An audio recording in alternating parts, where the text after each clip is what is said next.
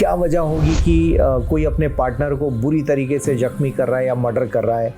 आने वाले दिनों में मुझे लगता है कि जेलों पर भी काम करने की ज़रूरत है कि जेल के अंदर जो लोग हैं उनके माइंडसेट को भी समझा जाए। लोगों के बीच में एक सिविक सेंस, हम लोग सिविक सेंस की बात करते हैं, वो इंडिया में बहुत लैक करता है। और सिविक सेंस क्या पढ़ाया जाता है? जी, पढ़ाया जाता है हमें ब्रश करना है, सुबह उठ करके ब्रश करना है, हमें नहाना है, हमें सही तरीके से तैयार होना है जी। ये सिविक सेंस सिखाया जाता है। क्या ये बताया जाता है कि रेड लाइट जंप करने के बाद में क्या हो सकता है? क्या हो सकता है? ठीक है, अवेयरनेस अगर लाने के वो है education system. Very nice. Education system में अगर हम अवेयरनेस डाल देंगे, लॉ की पढ़ाई अगर धीरे धीरे डालना शुरू करेंगे, दिस इज अ सीडी।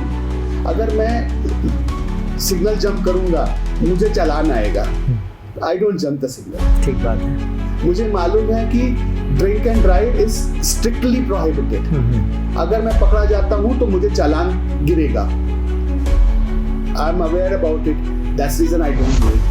आप आईटी फील्ड से हैं तो क्या इन सारी चीज़ों को हम एआई पर नहीं ला सकते कि जो आज भी हमें पता है कि ये 50 तरह की चोरियां हैं, इससे ऊपर एक भी नहीं है हमारे पास, तो इन 50 तरह की चोरियों को ऑटोमेटेड मोड में हम डाल दें कि इनके फैसले एआई लिया करे?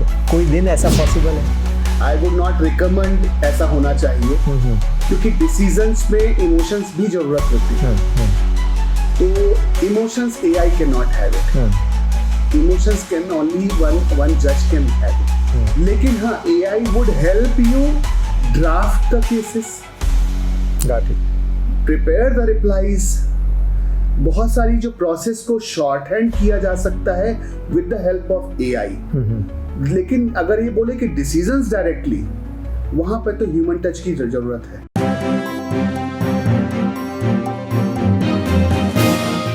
Hello friends, I am doctor Hamid Khan. आज स्पेशल गेस्ट हैं हमारे साथ और आपके बारे में काफ़ी सारी डिटेलिंग है। फ़िलहाल जिनकी मैं बात कर रहा हूँ, एडवोकेट अमितेश पाठक जी हैं और आप अलग अलग फील्ड से हैं। तो आज इस वीडियो में आपको काफ़ी चीज़ें मिलेंगी। आप टेलीकॉम भी सुन सकते हैं, लॉ भी सुन सकते हैं, आईटी भी सुन सकते हैं, education, consultancy and many more. इन सारी चीज़ों का क्रक्स जो हमें समझना है वो यही कि एक स्ट्रगल मोड से आकर आप अलग अलग प्रोफाइल पर काम करते हैं और फाइनली किसी एक जगह लैंड करते हैं और वो फिर आपका निश क्रिएट होता है। तो यूथ में आज जो कन्फ्यूज़न है एम्प्लॉयमेंट को लेकर, करियर को लेकर, तो उस बारे में हम बातचीत करेंगे खुल के। और एडवोकेट साहब सिर्फ एडवोकेट नहीं हैं बल्कि और भी आपके पास एक्सपीरियंस है। सर, बहुत बहुत स्वागत आपका। Thank you. और सबसे पहले मैं करियर से स्टार्ट लेता हूँ। तो करियर कैसे रहा आपका और कहाँ से शुरुआत हुई? Big question. मैंने जब 12th कंप्लीट किया था 1996, सो अपने जो खर्चे होते हैं तो उसके लिए मेरे फादर एक्चुअली फॉरेस्ट डिपार्टमेंट में, he was a government employee and a very simple humble down to earth person. तो अपने खर्चों के लिए फादर पे बर्डन ना बनूं के लिए एक सोच थी। तो 1996 I started after my exams. एक एससीडी पीसीओ था जिसमें बैठ करके अपने 12 घंटे करीब दिन में बैठते थे और उसके लिए 300 रुपये महीने की सैलरी मिला करती थी। So I started my career from there. तो फिर बाद में रियलाइजेशन आया कि this is something works out. उसके बाद में फिर पार्ट टाइम में बैक इन 98-99 जब एमपी में टेलीकॉम का रिवॉल्यूशन आना था और Bharti Airtel was about to launch its first landline connections, तो ट्रायल बेसिस में उन्होंने जब इम्प्लीमेंटेशन में डाला था तो we were the first lot of employees. तो मैंने उनको ज्वाइन किया एंड देन वहाँ से फिर then grown up to corporate ladder में। कॉर्पोरेट में आपका कॉर्पोरेट कनेक्शंस कैसे बेचे जाते हैं, मास कनेक्शंस कैसे बेचे जाते हैं। तो with that I continue pursued my studies as well. और देन वहाँ से स्टडीज़ भी कंटिन्यू चल रही थी, अर्निंग्स भी पार्ट टाइम में, कभी फुल टाइम में मैनेज करते हुए सारा कुछ चल रहा था। सो आई कुड से 1996 से मैंने टेलीकॉम से स्टार्ट किया था। देन आई स्विच्ड ओवर, मेरी एजुकेशन के हिसाब से मैंने स्विच ओवर किया। 2000 में मैंने सीडेक किया, जो मिनिस्ट्री ऑफ आईटी जो है, जिन्होंने सुपर कंप्यूटर का इजाद किया था, उनके द्वारा ही एक diploma post graduate diploma in advance computing करके एक कोर्स बनाया गया था। ये पुणे से किया आपने? हाँ, पुणे ACTS एक्चुअली उनकी मेन हेड ब्रांच है और उन्होंने ऑल ओवर इंडिया में ब्रांचेस खोल रखी हुई थी। ओके। तो उनकी ही एक ब्रांच थी वाराणसी की, जहाँ से मैंने कंप्लीट किया था। और उसमें Great. जैसे कि PET और PMT हुआ करता था, उसमें प्री एग्जाम देने के बाद में आपकी रैंकिंग के बेसिस में आपको सेंटर्स मिलते थे। Okay. सिमिलर प्रोसेस वाज प्री-डेक एग्जाम हुआ करता था, उसके बाद में so I was given my choice as Varanasi, one of my favourite place. तो वहाँ से कंप्लीट करने के बाद में ईयर 2001 में जब मैंने कंप्लीट किया, देन आफ्टर दैट IT उस समय काफ़ी रोलर कोस्टर में था। Y2K का फेज और काफ़ी मेजर हिट था उस समय में। तो my parents suggested why don't you go to Delhi and try for this job. Delhi गए, वहाँ पर BPO और कॉल सेंटर के अलावा कुछ मिल नहीं रहा था। सो देन आई उस टाइम पे गुड़गांव वैसे डेवलप नहीं हुआ था। गुड़गांव डेवलप हुआ भी नहीं था। दिल्ली में ही थोड़ा सा नोएडा और ये सब में काम चल रहा था, लेकिन समझ में आया ओवरऑल कि यहाँ स्कोप नहीं है। देन समवन सजेस्टेड फैमिली में कि बैंगलोर जाओ, बैंगलोर इज IT हब और काफ़ी मौके मिलेंगे वहाँ पर। Then I switched over to Bangalore. Bangalore जब 2001 में मैंने लैंड अप किया तो nothing was there. Father was मतलब मेरा एक सिबलिंग भी है, छोटा भाई है। He was doing his engineering from Bhopal. तो फादर वाज वरीड अबाउट कि मैं मिनिमल खर्चे में कैसे मैं दोनों को मैनेज कर पाऊंगा। तो then I said don't worry about me, take care of my younger one, I take care of myself. लेकिन बैक ऑफ द माइंड ये मालूम था कि अब कैसे देख रेख करूँगा। तो एक बैंगलोर की वन ऑफ द कहना चाहिए कि एक गेमिंग हब के नाम से भी एक ऑर्गेनाइजेशन है, मैं नाम नहीं लेना चाहूँगा यहाँ पर, I am not here to promote anyone. तो उनकी कंपनी में मैं एज अ सेल्समैन जॉब किया। तो सुबह मतलब कि 8 बजे से लेकर के रात को 12 बजे तक की जॉब हुआ करती थी, जहाँ पे जाकर के आपको गेमिंग मशीन्स को सफाई करके वहाँ दिन भर खड़े रहने का job. I used to get to earn about 2000 rupees a month in that time. और 2000 रुपये भी, उसमें से 1200 रुपये घर का भाड़ा चला जाता था, 600 रुपये का आपका बस का पास चला जाता था, 200 रुपये बचते थे और उस 200 रुपये में आपको पूरा महीना चलाना है।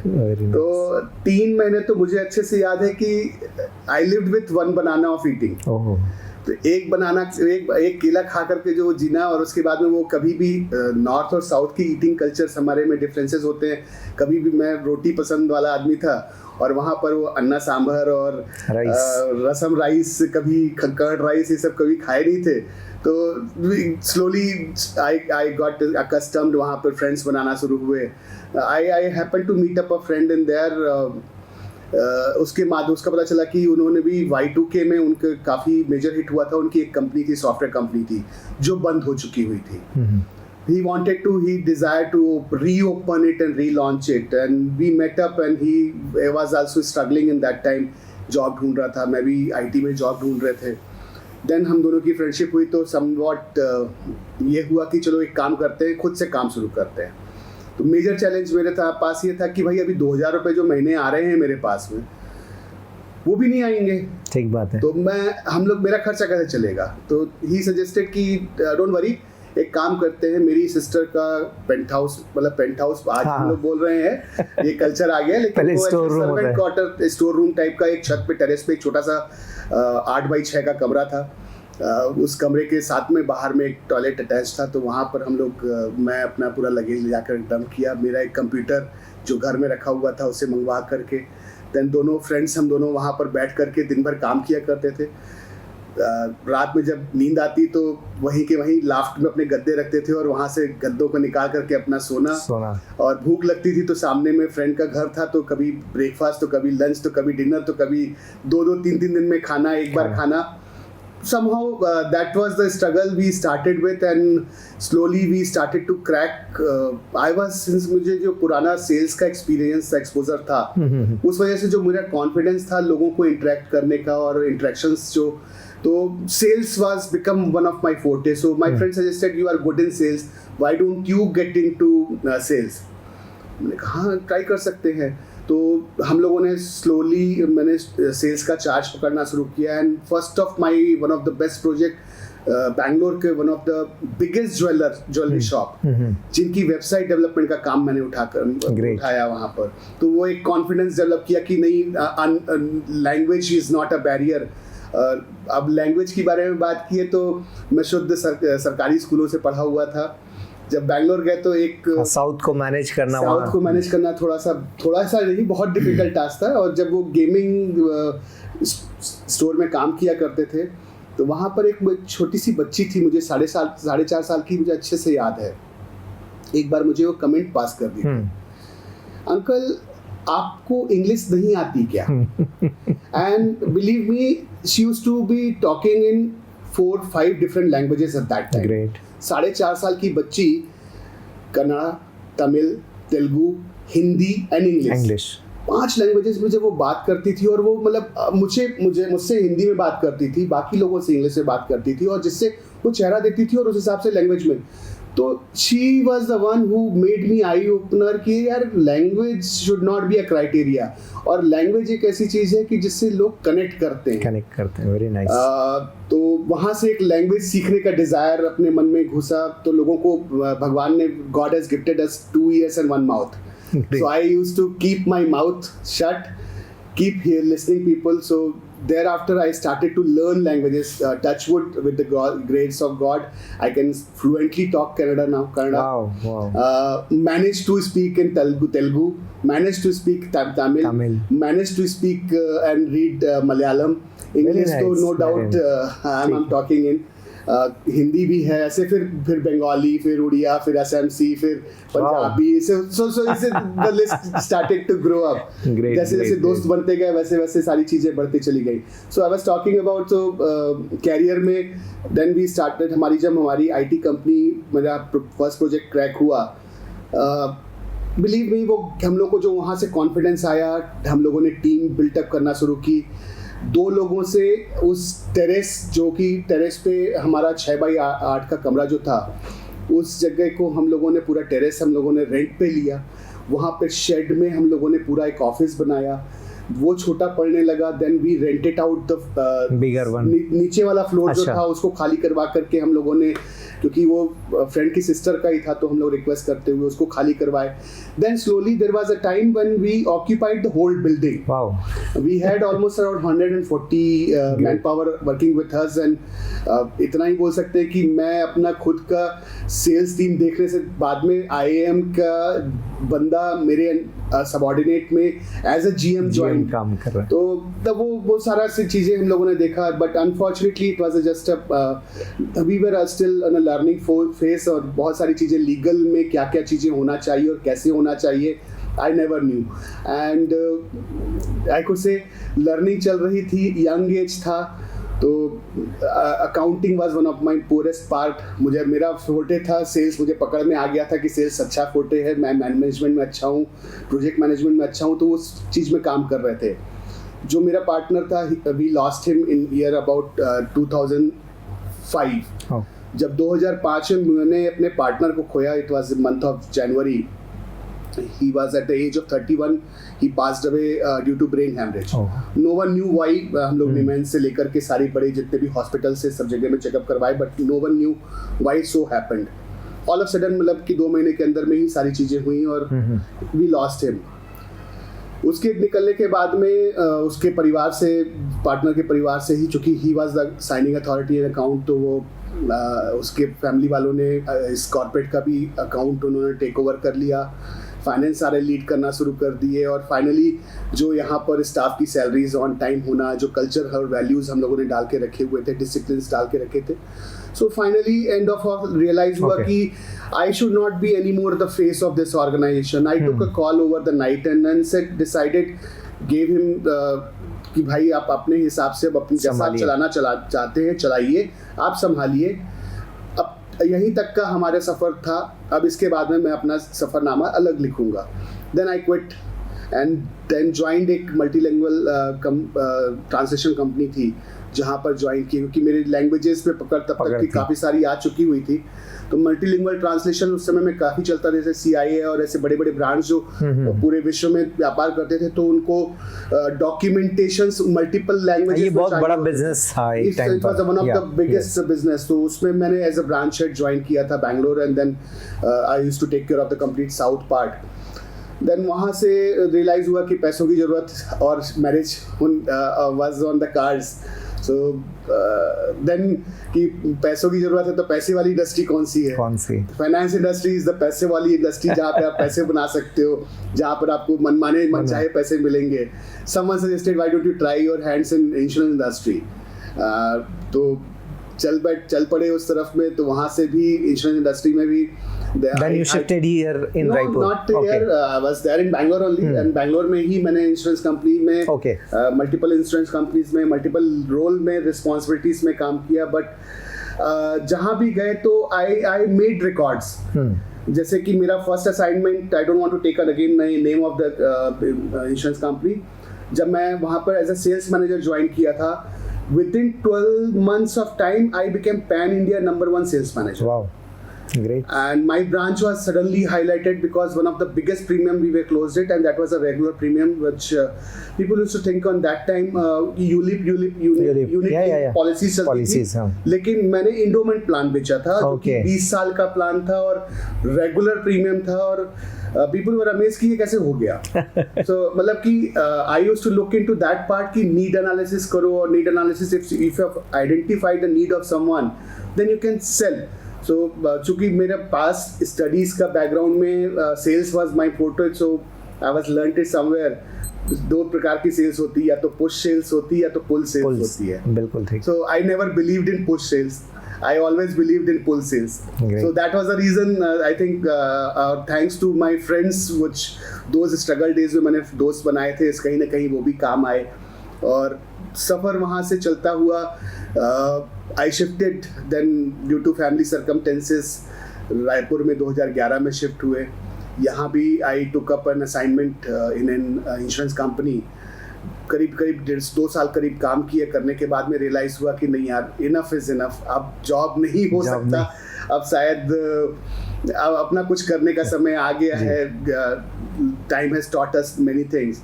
तो वहाँ पर फिर बिजनेस कंसल्टेंसी स्टार्ट की, विच नेवर वर्कड ऑब्वियसली, क्योंकि मैंने मार्केट का स्कोप नहीं देखा था, चेक नहीं किया था. I was not well versed with the market. तो यहाँ रायपुर मार्केट में क्या चलता है क्या नहीं चलता है. देन एजुकेशन कंसल्टेंसी चालू की, वो भी नहीं चल रहा था. Then I started to assist my wife. She happens to be homeopathic doctor. तो उसकी क्लिनिक सेटअप करवाने में काम कर रहे थे. So somehow things were working on homeopathy line में काफ़ी अच्छा काम चल रहा था. देन मैंने कहा कि अपने आप को अपग्रेड करते रहना चाहिए. करते हुए मैंने लॉ की स्टडीज़ भी यहाँ पर परस्यू की. लॉ की स्टडी मैंने 2017 में कंप्लीट की. टिल देन माई क्लिनिक्स, होम्योपैथी क्लिनिक्स जो वाइफ का अच्छा खासा चल रहा था और अच्छा खासा काम सपोर्ट होने लग गया था. We had so many clinics across, और काफ़ी अच्छा मैन पावर भी हम लोग डेवलप कर गए थे. And then after law I completed, I said कि ये एक ऐसी है ज़रूरत की चीज़ है जहाँ पर लोगों को आज की डेट में अवेयरनेस बहुत ज़रूरत है. लॉ आज भी स्कोप बहुत ज़्यादा है. amount of cases which are pending in the court और number of advocates. आज अगर देखा जाए रायपुर डिस्ट्रिक्ट कोर्ट में ही करीब 4200 से के लगभग एडवोकेट्स होंगे, जिसमें से अराउंड 3000 के लगभग तो रेगुलर एडवोकेट्स आते हैं. 2500 से 3000 एडवोकेट्स जो रेगुलर प्रैक्टिस कर रहे हैं. मतलब इतने एडवोकेट्स प्रैक्टिस कर रहे हैं और उनके सबके पास में काम है. उसके बावजूद भी लोग कम हैं. उसके बावजूद भी केसेस अभी भी अनअटेंडेड है और पेंडिंग है. Means you can see the scope, wide scope in their. तो वो रियलाइजेशन आ गया था. इसीलिए और मैंने कहा कि अगर मुझे वाइफ को असिस्ट करना है तो लीगली भी I should be well aware about things. पहले भी पास के जो पुराने एक्सपीरियंसेस रहे हुए हैं, तो उसके लिए वो ज़रूरत समझ में आने लग गई थी कि नहीं यार, लॉ का नॉलेज तो होना चाहिए. चलो नॉलेज के हिसाब से शुरू करते हैं. जब नॉलेज लेना शुरू किए तो इंटरेस्ट आना शुरू हुआ कि नहीं, it is one of the interesting field. So I started to practice my law, and currently I am practicing as an advocate in District Court of Raipur and also registered as an advocate in High Court of Chhattisgarh. Very nice. This is what is my profile so far. I think that is nice one. काफ़ी बढ़िया journey. I mean see, मेरे लिए सारी चीज़ें learning के point of view से मैं देखता हूँ, बिकॉज आज जो यंग जनरेशन है उनको सब कुछ प्लेट पर सजा हुआ मिलता है. सो ये चैलेंज उन्होंने नहीं देखा। आई थिंक उन्हें ये भी नहीं पता होगा Y2K प्रॉब्लम क्या था, तो हम बात करेंगे इसके बारे में भी। So first I will talk about this law firms. एक बड़ा गैप दिखता है मार्केट में, स्पेशली इन छत्तीसगढ़ MP, ये जो मिड टाउन है, रायपुर है, जबलपुर है, जगदलपुर तो खैर छोटा ही हो गया, बट लॉ फर्म्स नहीं दिखते हैं। इसके पीछे कोई रीज़न या लोग ही तैयार नहीं हैं इसके लिए? ऐसा नहीं बोलूँगा कि लोग तैयार नहीं हैं जी। आई वुड से कि अवेयरनेस एंड द बेनिफिट, कहीं ना कहीं आज जो खुद की काम करने का जो पैटर्न है, सबको ये लगता है कि मैं बेहतर कर सकता हूँ, okay, I can do better. तो वो आई कैन डू बेटर वाले से we as a team will do better, ये गैप, ये जो डिफरेंस है, ये डेवलप करने के लिए अभी स्कोप है यहाँ पर। बहुत बढ़िया। तो आई से वीक की जो जर्नी है, उस जर्नी को अभी हम लोगों को तय करने की यहाँ आवश्यकता है, क्योंकि हम जैसा कर सकते हैं वैसा ही अगर हम करवा सकते हैं, then you can get into a law firm. Great. And because वहां पर लॉ फर्म में everywhere you can't be a Rajinikanth, जो मूवीज में हर जगह में हर समय में अवेलेबल होता है, you can't be a Rajinikanth. Law firm में तो आपके पास में हर प्रकार के, हर वैरायटी के केसेस आएंगे। You can't say no to any particular sector. आपके पास में हर सेक्टर की टीम होनी चाहिए। You can't stand in every court, because commercial court से लेकर के रेरा से लेकर के आपका ऐसे वैरायटीज ऑफ कोर्ट जितने भी है, सब जगह में आप खड़े नहीं हो सकते। ठीक बात है। लेकिन आपको ऑन टेबल, ऑन पेपर आप कितना अच्छा मैनेजमेंट कर सकते हैं, that is what is required. So कहीं ना कहीं वो मिसिंग जा रहा है, स्कोप है। Now people have started to develop it, and slowly हम अगले 5 सालों में अगर देखें तो काफ़ी सारे law firms would come for sure, and बड़े बड़े लॉ फर्म्स आएंगे। जैसे हम लोगों ने प्राइस वाटरहाउस कूपर और ऐसे बहुत सारे ब्रांड्स, हम लोगों ने डिलाइट और ऐसी बहुत सारी कंपनीज का नाम सुना हुआ है, and Raipur has given many brands, yes. So I am sure Raipur will for sure give one of the biggest law firms in the future also. This is a scope. Obviously it's हम सब अभी learning phase में चल ही रहे हैं। बिल्कुल। We will have surely many corporates houses will be coming in, and many law firms will be coming in. NLUs के पहले मुझे लगता है लैंग्वेज का भी एक बड़ा इशू रहा होगा, बिकॉज नेशनल लॉ यूनिवर्सिटी ने लॉ को इंग्लिश में लॉन्च किया। Earlier people use to have in Hindi, तो हिंदी वाली प्रैक्टिस मुझे लगता है वो भी एक चैलेंज एरिया था। नो डाउट आज जो गांव का बंदा आता है, जो छोटे तबके के लोग हैं या सो कॉल्ड रूरल बैकग्राउंड के, उन बेचारों के लिए तो हिंदी ज़रूरी है, लेकिन उसके बावजूद भी एक बड़ी रिक्वायरमेंट इंग्लिश में जो डेवलप हुई है लॉ फील्ड में। No doubt high court, supreme court English practice है, लेकिन रायपुर जिस हिसाब से ग्रो हुआ है, यहाँ पर ज़रूरत थी कि इंग्लिश मीडियम में जो काम करने वाले लोग मिले, तो ये काफ़ी बड़ा गैप था। आप तो आए इंग्लिश बैकग्राउंड से, लेकिन मैंने वो टाइम देखा है जहाँ पर यहाँ के जो 2-4 छोटे कॉलेजेस थे, like Chhattisgarh college, Durga college, Ravishankar, यहाँ से लोग लॉ की डिग्री लेकर प्रैक्टिस किया करते थे। तो एक बड़ा गैप वहाँ पर भी था। अब जो आप जैसे लोगों ने इसको ख़त्म किया है मुझे लगता है, बिकॉज इंग्लिश में काम करने वाले लोगों की कमी थी यहाँ पर। सर मैं ये बोलूँगा कि इंग्लिश और Hindi is never been a barrier. Law में जो लैंग्वेजेस अगर आज आप देखेंगे तो अक्रॉस इंडिया में बात करूँगा कि आपकी ड्राफ्टिंग इंग्लिश और हिंदी वो तो सेकेंडरी हो जाता है। प्राइमरीली आपकी बहुत सारी चीज़ें जो डेली रूटीन में, जैसे कि अगर आपको नकल निकालनी है, कोई सर्टिफाइड कॉपी निकालनी है, तो उसको दरखास्त नकल बोला जाता है। दरखास्त नकल। तो अब क्या होता है कि लोगों को ये जो लैंग्वेजेस हैं, थोड़ा सा जो जनरल लैंग्वेजेस में हम लोगों को अगर ये परोसा जाएगा, लॉ में लैंग्वेज इज ऑलवेज इम्पॉर्टेंट। आप लैंग्वेज से ज्यादा हम अगर भाव पे अगर काम करना शुरू करेंगे कि what exactly is asked for. जैसे अब एक चीज होती है, जैसे हमें किसी कोर्ट से के माध्यम से अगर किसी क्लाइंट को नोटिस सर्व करवाना है, तो उसको बोलते तलवाना पटाना है। अच्छा। अब सिंस वी प्रैक्टिस, हमको मालूम है कि हाँ तलवाना पटाना है जी। लेकिन एक नॉर्मल क्लाइंट को हमने अगर वो शब्द दिया कि सर हम लोग को तलवाना पटा दिया है, तो तो वो रिप्लाई पहले बोलता है कि ये तलवाना क्या होता है, मतलब कि वो कुछ तो भी बड़ा होता होगा, कुछ तो भी बड़ा होता होगा, कुछ तो भी बड़ा काम किया है वकील साहब ने। बट एक्चुअली इट्स मतलब एक मैं रूटीन की बात कर रहा हूँ कि रूटीन की जो लैंग्वेजेस हैं, so I would say thanks to the government, now government has bought a focus IPC और सीआरपीसी की जगह में बीएनएस और बीएनएसएस की जो अभी पहल ला करके रखी हुई है। Though still see there are lot of scope of development in future coming days में, बट एक दिन में डेवलपमेंट नहीं आता है, क्वाइट नेचुरल इट इज। और जो डेवलपमेंट होता है स्लोली जब डेवलप किया जाए तो ही बेहतर होता है। जैसे कि आज भी काफ़ी सारे लोगों को ये तकलीफ तो हो रही है, क्योंकि जब बीएनएस और बीएनएसएस 1 जुलाई 2024 से मैंडेटरी किया गया जी, तो उसके बाद में पुराने केसेस जो 30 जून 2024 तक चल रहे थे वो आईपीसी और सीआरपीसी के हिसाब से ही चल रहे थे, जो अभी भी पेंडिंग बिफोर द कोर्ट्स है, और उन्हीं से ही प्रैक्टिस होनी है, और उन्हीं से ही प्रैक्टिस करनी है आपको वहां पर। और 1 जुलाई 2024 के बाद से बीएनएस और बीएनएसएस के फाइलिंग आप कर रहे हो, तो अब एक एडवोकेट के लिए ये भी इंपॉर्टेंट हो जाता है कि आपको दोनों चीजों में आपको दोनों चीजों का ज्ञान होना चाहिए, और आप कोर्ट में किस में प्रैक्टिस करने जा रहे हैं और किस में आर्ग्यूमेंट करने जा रहे हैं, क्योंकि सेक्शंस हैव चेंज्ड। ग्रेट, पहले नंबर्स चेंज हो गए, हाँ नंबर्स सारे चेंज हो गए हैं, तो अब वो कहीं ना कहीं वो मैंने, लेकिन somehow I should say कि implementation have started, people have started to accept it,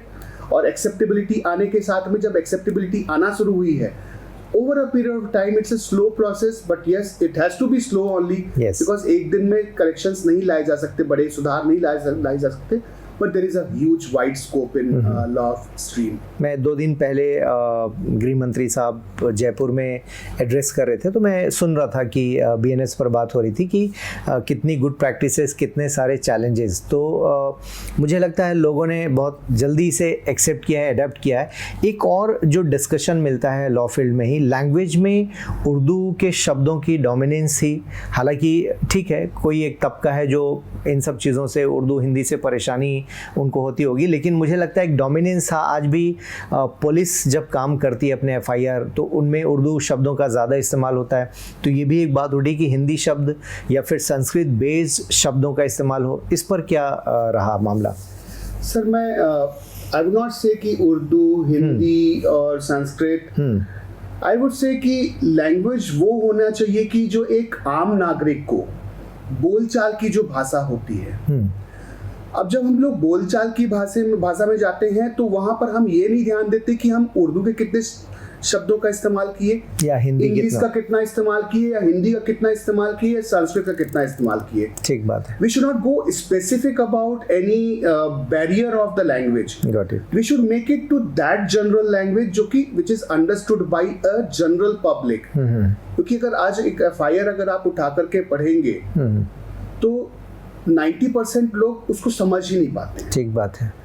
अगर आज आपने एक जमीन खरीदी है और जमीन का आपने खसरा नंबर आपने चेक करना है, तो आपको कैसे चेक करना है आपको नहीं मालूम है, लेकिन सरकार अब सुधार ला रही है, धीरे धीरे सुधार हो रहे हैं। जैसे अभी मुझे भी रिसेंटली एक यूपी का एक खसरा नंबर आया और मुझे बोला गया कि यूपी में वो प्रॉपर्टी चेक करके बताओ।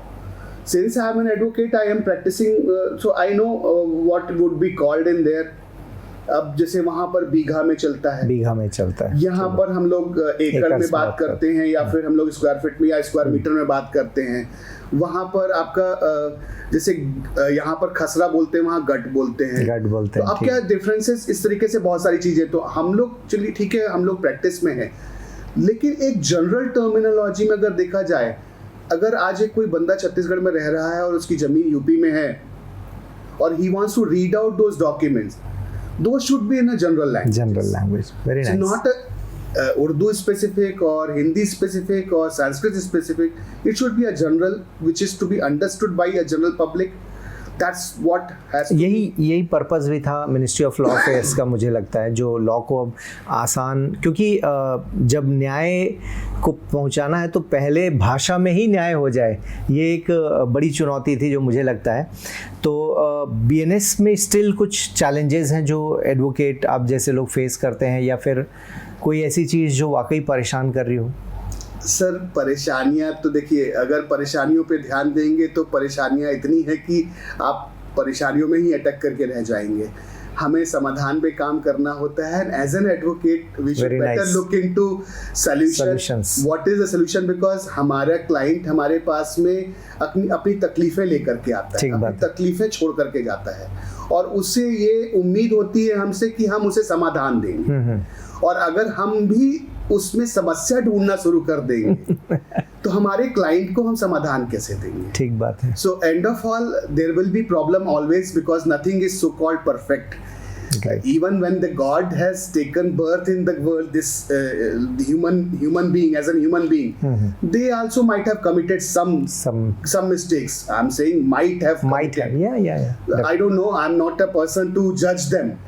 But yes, perfection होता है, लेकिन 100% कुछ नहीं होता है, 99.99% तक होता है. 0.0001% का scope of development is always there.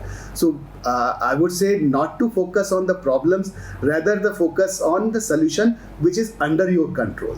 Great. अभी गवर्नमेंट ने काफ़ी सारे इनिशिएटिव्स लिए हैं, खासकर जो हैव नॉट्स को लॉ प्रैक्टिस का आसान वर्जन दिया जाए. इसके लिए जैसे मोबाइल कोर्ट्स की बात हो गई, या फिर हम न्यायालय में अलग अलग सेशंस लगा रहे हैं, या फिर इनको बात कर रहे हैं कि इस तरह के लोग मिल जाएं जो मीडिएट करके इनको समझा सकें. तो इन सब चीज़ों का कितना इम्पैक्ट है? क्या ऐसा लगता है कि जो गवर्नमेंट कोशिश में लगी है चेंज लाने की, वो वाकई हो पा रहा है? सर, चेंजेस नॉट एकदम से कभी भी तुरंत इम्प्लीमेंटेशन में नहीं आ पाता है. Change is a process. Change जब हम लोगों ने शुरुआत की थी Y2K के बारे में बात करने के लिए, तो Y2K के समय में भी लोगों के अंदर में एक एक्सेप्टेबिलिटी कहीं ना कहीं था कि यार कंप्यूटर में कैसे काम करेंगे. हम लोग तो उस दौर में हैं जब मतलब एक टेलीफोन लाइन के लिए 3-3 साल की 2-2 साल की वेटिंग हुआ करती थी, और उसके बाद में फिर कनेक्शन आता था तो सेलिब्रेट किया करते थे, और पूरे मोहल्ले में एक टेलीफोन कनेक्शन हुआ करता था.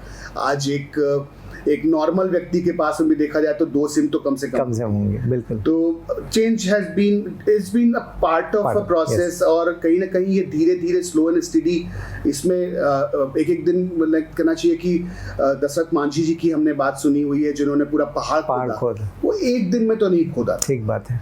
उन्होंने भी वो एक कुदाली एक मार करके धीरे धीरे मिट्टी निकाली थी. तो change is the same process. It can't be bought in overnight. Slowly change आना चाहिए, जरूरी भी है, और धीरे धीरे एक्सेप्टेंस भी लोगों के अंदर में आ रहा है. Whatever government is doing, they are doing it for the public. कुछ चीजें कभी कभी सक्सेसफुल होती हैं, कुछ नहीं हो पाती. That's a secondary matter. जो नहीं हो पाती हैं उसको सुधार करती है गवर्नमेंट, कि they are also not God. I would say वहाँ पे भी जो लोग बैठे हुए वो भी ह्यूमन बीइंग्स ही हैं, उनसे भी गलतियां होती हैं, तो सुधार हो रहा है. लेकिन हाँ, आज की डेट में ये देखा जाए कि जिस तेजी से लोग आज की डेट में एक्सेप्टेबिलिटी दे रहे हैं, ये अच्छी बात है. तो इससे कहीं ना कहीं जो सामंजस्य बैठ रहा है, सरकार जो नीतियां लेकर के आ रही है, लोग उसको एक्सेप्ट कर रहे हैं, तो इससे क्या होगा कि अब फास्ट पेस में इम्प्लीमेंटेशन होते दिखेगा, और समाधान ये जो रेगुलर कोर्ट्स लगाना, और इवन आपका देखा जाए तो राष्ट्रीय लोक अदालत लगती है, हर 2 महीने में लग रही है. केसेस में मीडिएशन करके वहां पर समझौते कराए जा रहे हैं, तो कहीं ना कहीं केसेस कम कर रहे हैं. सुप्रीम कोर्ट की गाइडलाइन में 5 साल से अधिक के जितने भी केसेस हैं उन पे ध्यान देने का इंस्ट्रक्शंस दिया जाना, ये सारी चीजें एक पहल देखा जाए तो कि बर्डन कम किया जाना चाहिए. हुआ है वाकई? नंबर वाइज बर्डन कम हो रहे हैं? सर, देखा जाए तो मैं सही व्यक्ति नहीं हूँगा इसमें कमेंट करने के लिए, लेकिन ये कह सकता हूँ कि इट्स अ प्रोसेस. ओके. हो रहा है.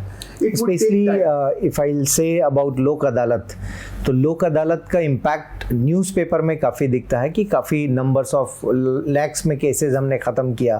तो क्या वाकई ऐसा है? सर देखिए, कोर्ट में 2 ही चीज़ें होती हैं, या तो आदमी जीतता है या तो हारता है.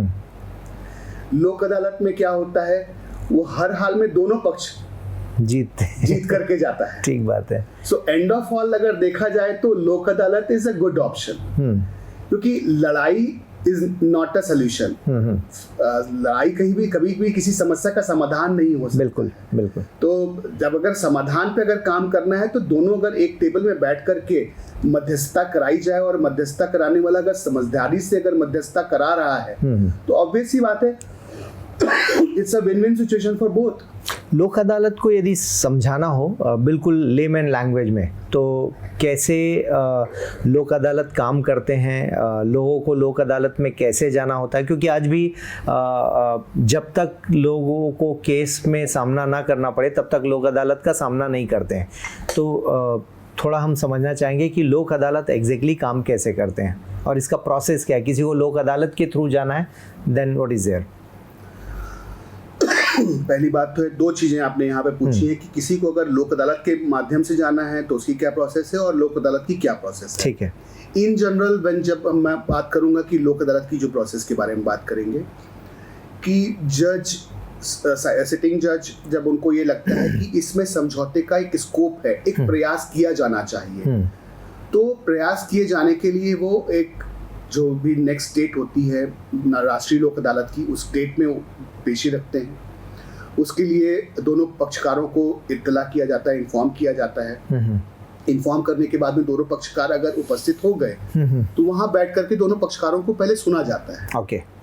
और उनको सुनने के बाद में उसका बीच का रास्ता क्या निकाला जा सकता है वो निकाल करके वहां पर, तो अब बेस्ट पार्ट है कि उस दिन जो साइटिंग जज होते हैं, जो एक्चुअली जज अपनी कुर्सी में से उठ करके वो नीचे आकर के बराबरी में बैठ करके उस दिन सबको सुनते हैं। Okay. See the system is made such simple कि आप ये मत फील करो कि कि हम यहाँ पे जज हैं, हम आपके लिए, though he is respectable person, every one of us we know, लेकिन वो आकर के नीचे उतर के वो हमारे साथ में बैठ करके समझौता कराने के लिए बैठे हैं। एक इनफॉर्मल वे क्रिएट किया जाता है, एक एटमॉस्फेयर क्रिएट किया जाता है कि जिससे कि आप वहां पर चीजों को समझौता कर लेंगे। Okay. आप भी बेनिफिट में हैं, आप भी बेनिफिट में हैं। अगर आप फाइनली आप दोनों ने लड़ाई करना सुनिश्चित कर ही लिया है तो फिर तो हम बैठे ही हैं एज अ जज। फिर जो सही होगा गलत होगा उसके ऊपर में डिसीजन दिए जाएंगे। आप अपना तर्क रखिए, आप अपना तर्क रखिए। तो ये हुआ पहला पार्ट। दूसरा पार्ट कि अगर आप एक पक्षकार हैं और आपको लगता है कि आपको राष्ट्रीय लोक अदालत के माध्यम से जाकर के समझौता करना है, आप जिस कोर्ट में केस पेंडिंग है उस कोर्ट में आप रिक्वेस्ट कर लीजिए। जजेस will always listen to you. आज की डेट में जजेस आर मोर देन हैप्पी कि आप आ रहे हो, समझौता करना चाह रहे हो। Very nice. So they are so liberal in these matters, specifically when you are interested to finish off the cases, so they will help you out in that. वो केस आपके लगवाएंगे राष्ट्रीय लोक अदालत के दिन में और उसमें फिर तो ये क्रिमिनल मैटर्स पे भी लोक अदालत में जा सकते हैं, स्पेसिफिक मैटर पे ही अलाउड है? Any matter.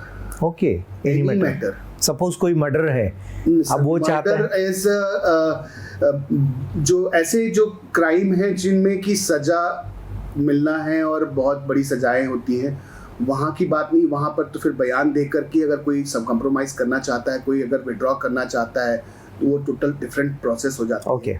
ये सारे अक्षम्य अपराध हैं।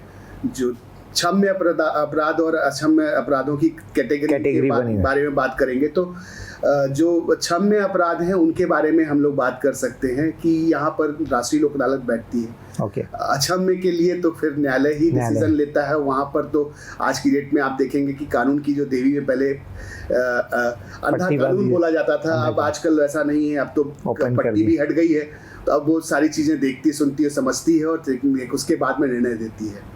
निर्णय तो पहले भी शायद ऐसे ही रहे होंगे, लेकिन हमने एक अंधा कानून के 2-3 पर्सपेक्टिव से वैसा था कि पर्सपेक्टिव वैसा बना हुआ था, एंड पर्सपेक्टिव वैसा था, लेकिन आज की डेट में पर्सपेक्टिव आल्सो हैव चेंज्ड।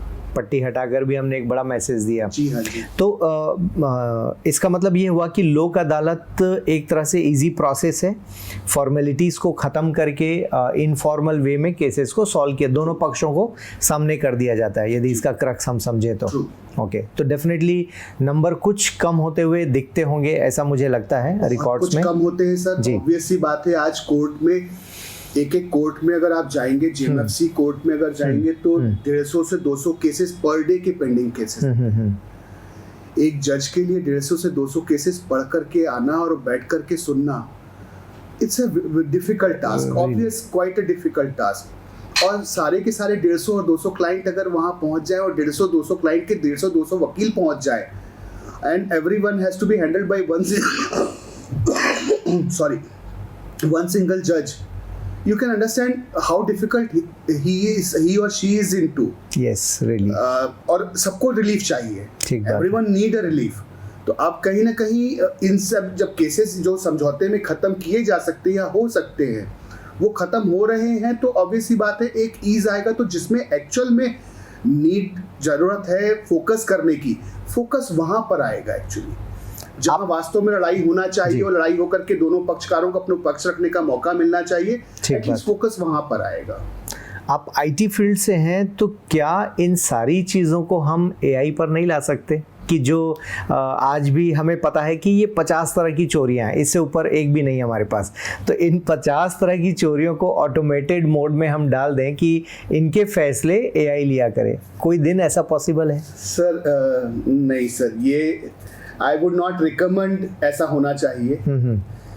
एक चोर भी चोरी जानबूझकर नहीं करता है, ठीक बात है, उसके पीछे का भी कुछ ना कुछ इंटेंट होता है, कुछ ना कुछ कहानियां होती हैं, कोई ना कोई सामाजिक कारण, कुछ ना कुछ मैं सामाजिक नहीं बोलूंगा, हर एक कोई अगर रिजल्ट होता है तो उसके पीछे में कोई ना कोई कारक होता है, ठीक बात है, तो उस कारक को समझना भी कई बार जरूरी होता है। और जब इमोशंस की बात आती है, क्योंकि डिसीजंस में इमोशंस भी जरूरत होते हैं, तो emotions AI can not have it, emotions can only one जज कैन हैव इट।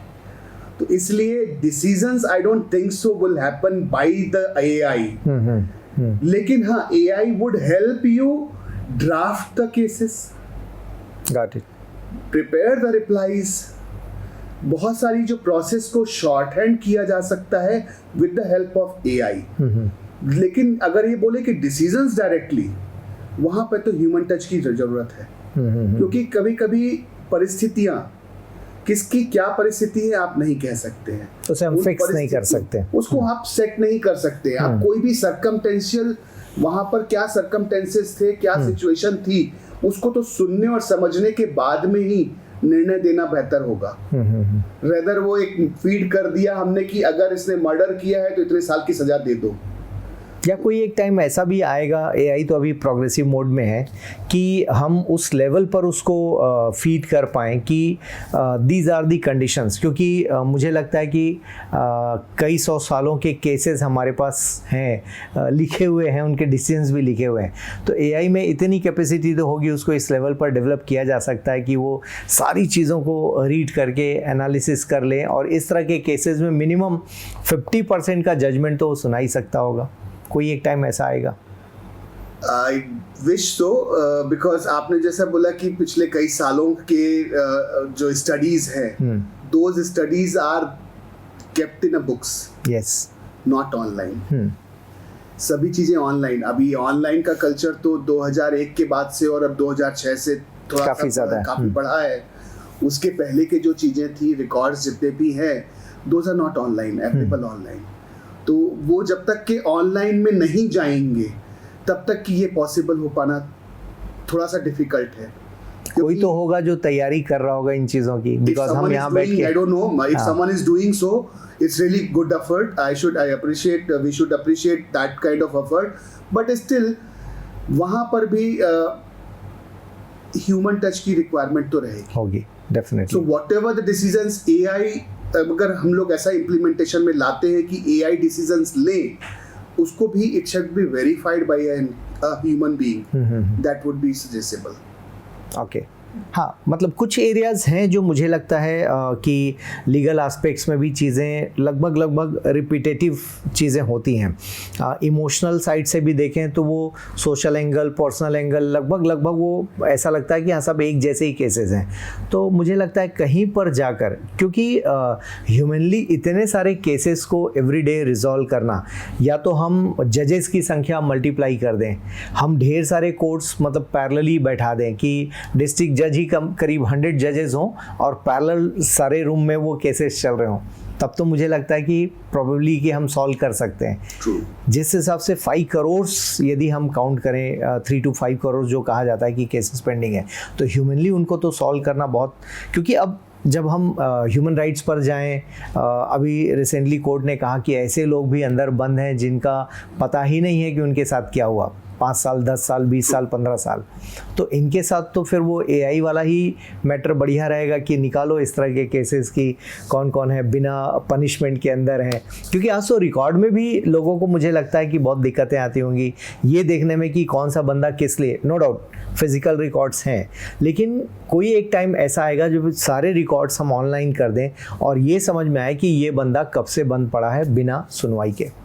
सर मैं आपकी बात से सहमत हूँ। मैं अभी एक रिसेंट केस के बारे में बात करना चाहूँगा। उस रिसेंट केस में मेरा जो मुवक्किल है उसके साथी और भी जो लोग हैं, तो मेरे मुवक्किल से जज साहब ने पूछा कि आपके साथी कहाँ हैं। सर मुझे नहीं मालूम, maybe they might be in Delhi और they might be in Punjab और they might be in Hyderabad और they might be in that jail और that might be that place.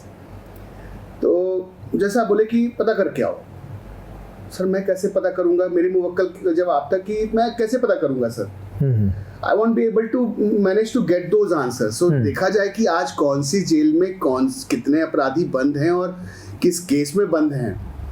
आज अगर आप यहाँ बैठ करके एक कमरे में बैठ करके आप देखना चेक करना चाहते हैं, you won't be able to check it, we are not able to check about it. तो जब आप हम हमारी जेलों में बंद कैदियों के बारे में ही हमारे पास में रिकॉर्ड ऑनलाइन अवेलेबल नहीं है, तो आप बात कर रहे हैं जो इतने सालों में इतने सारे वर्डिक्ट्स दिए गए हैं वो सारे ऑनलाइन चले जाएं और जाने के बाद में उसके बेसिस में हम डिसीजंस देना शुरू करें।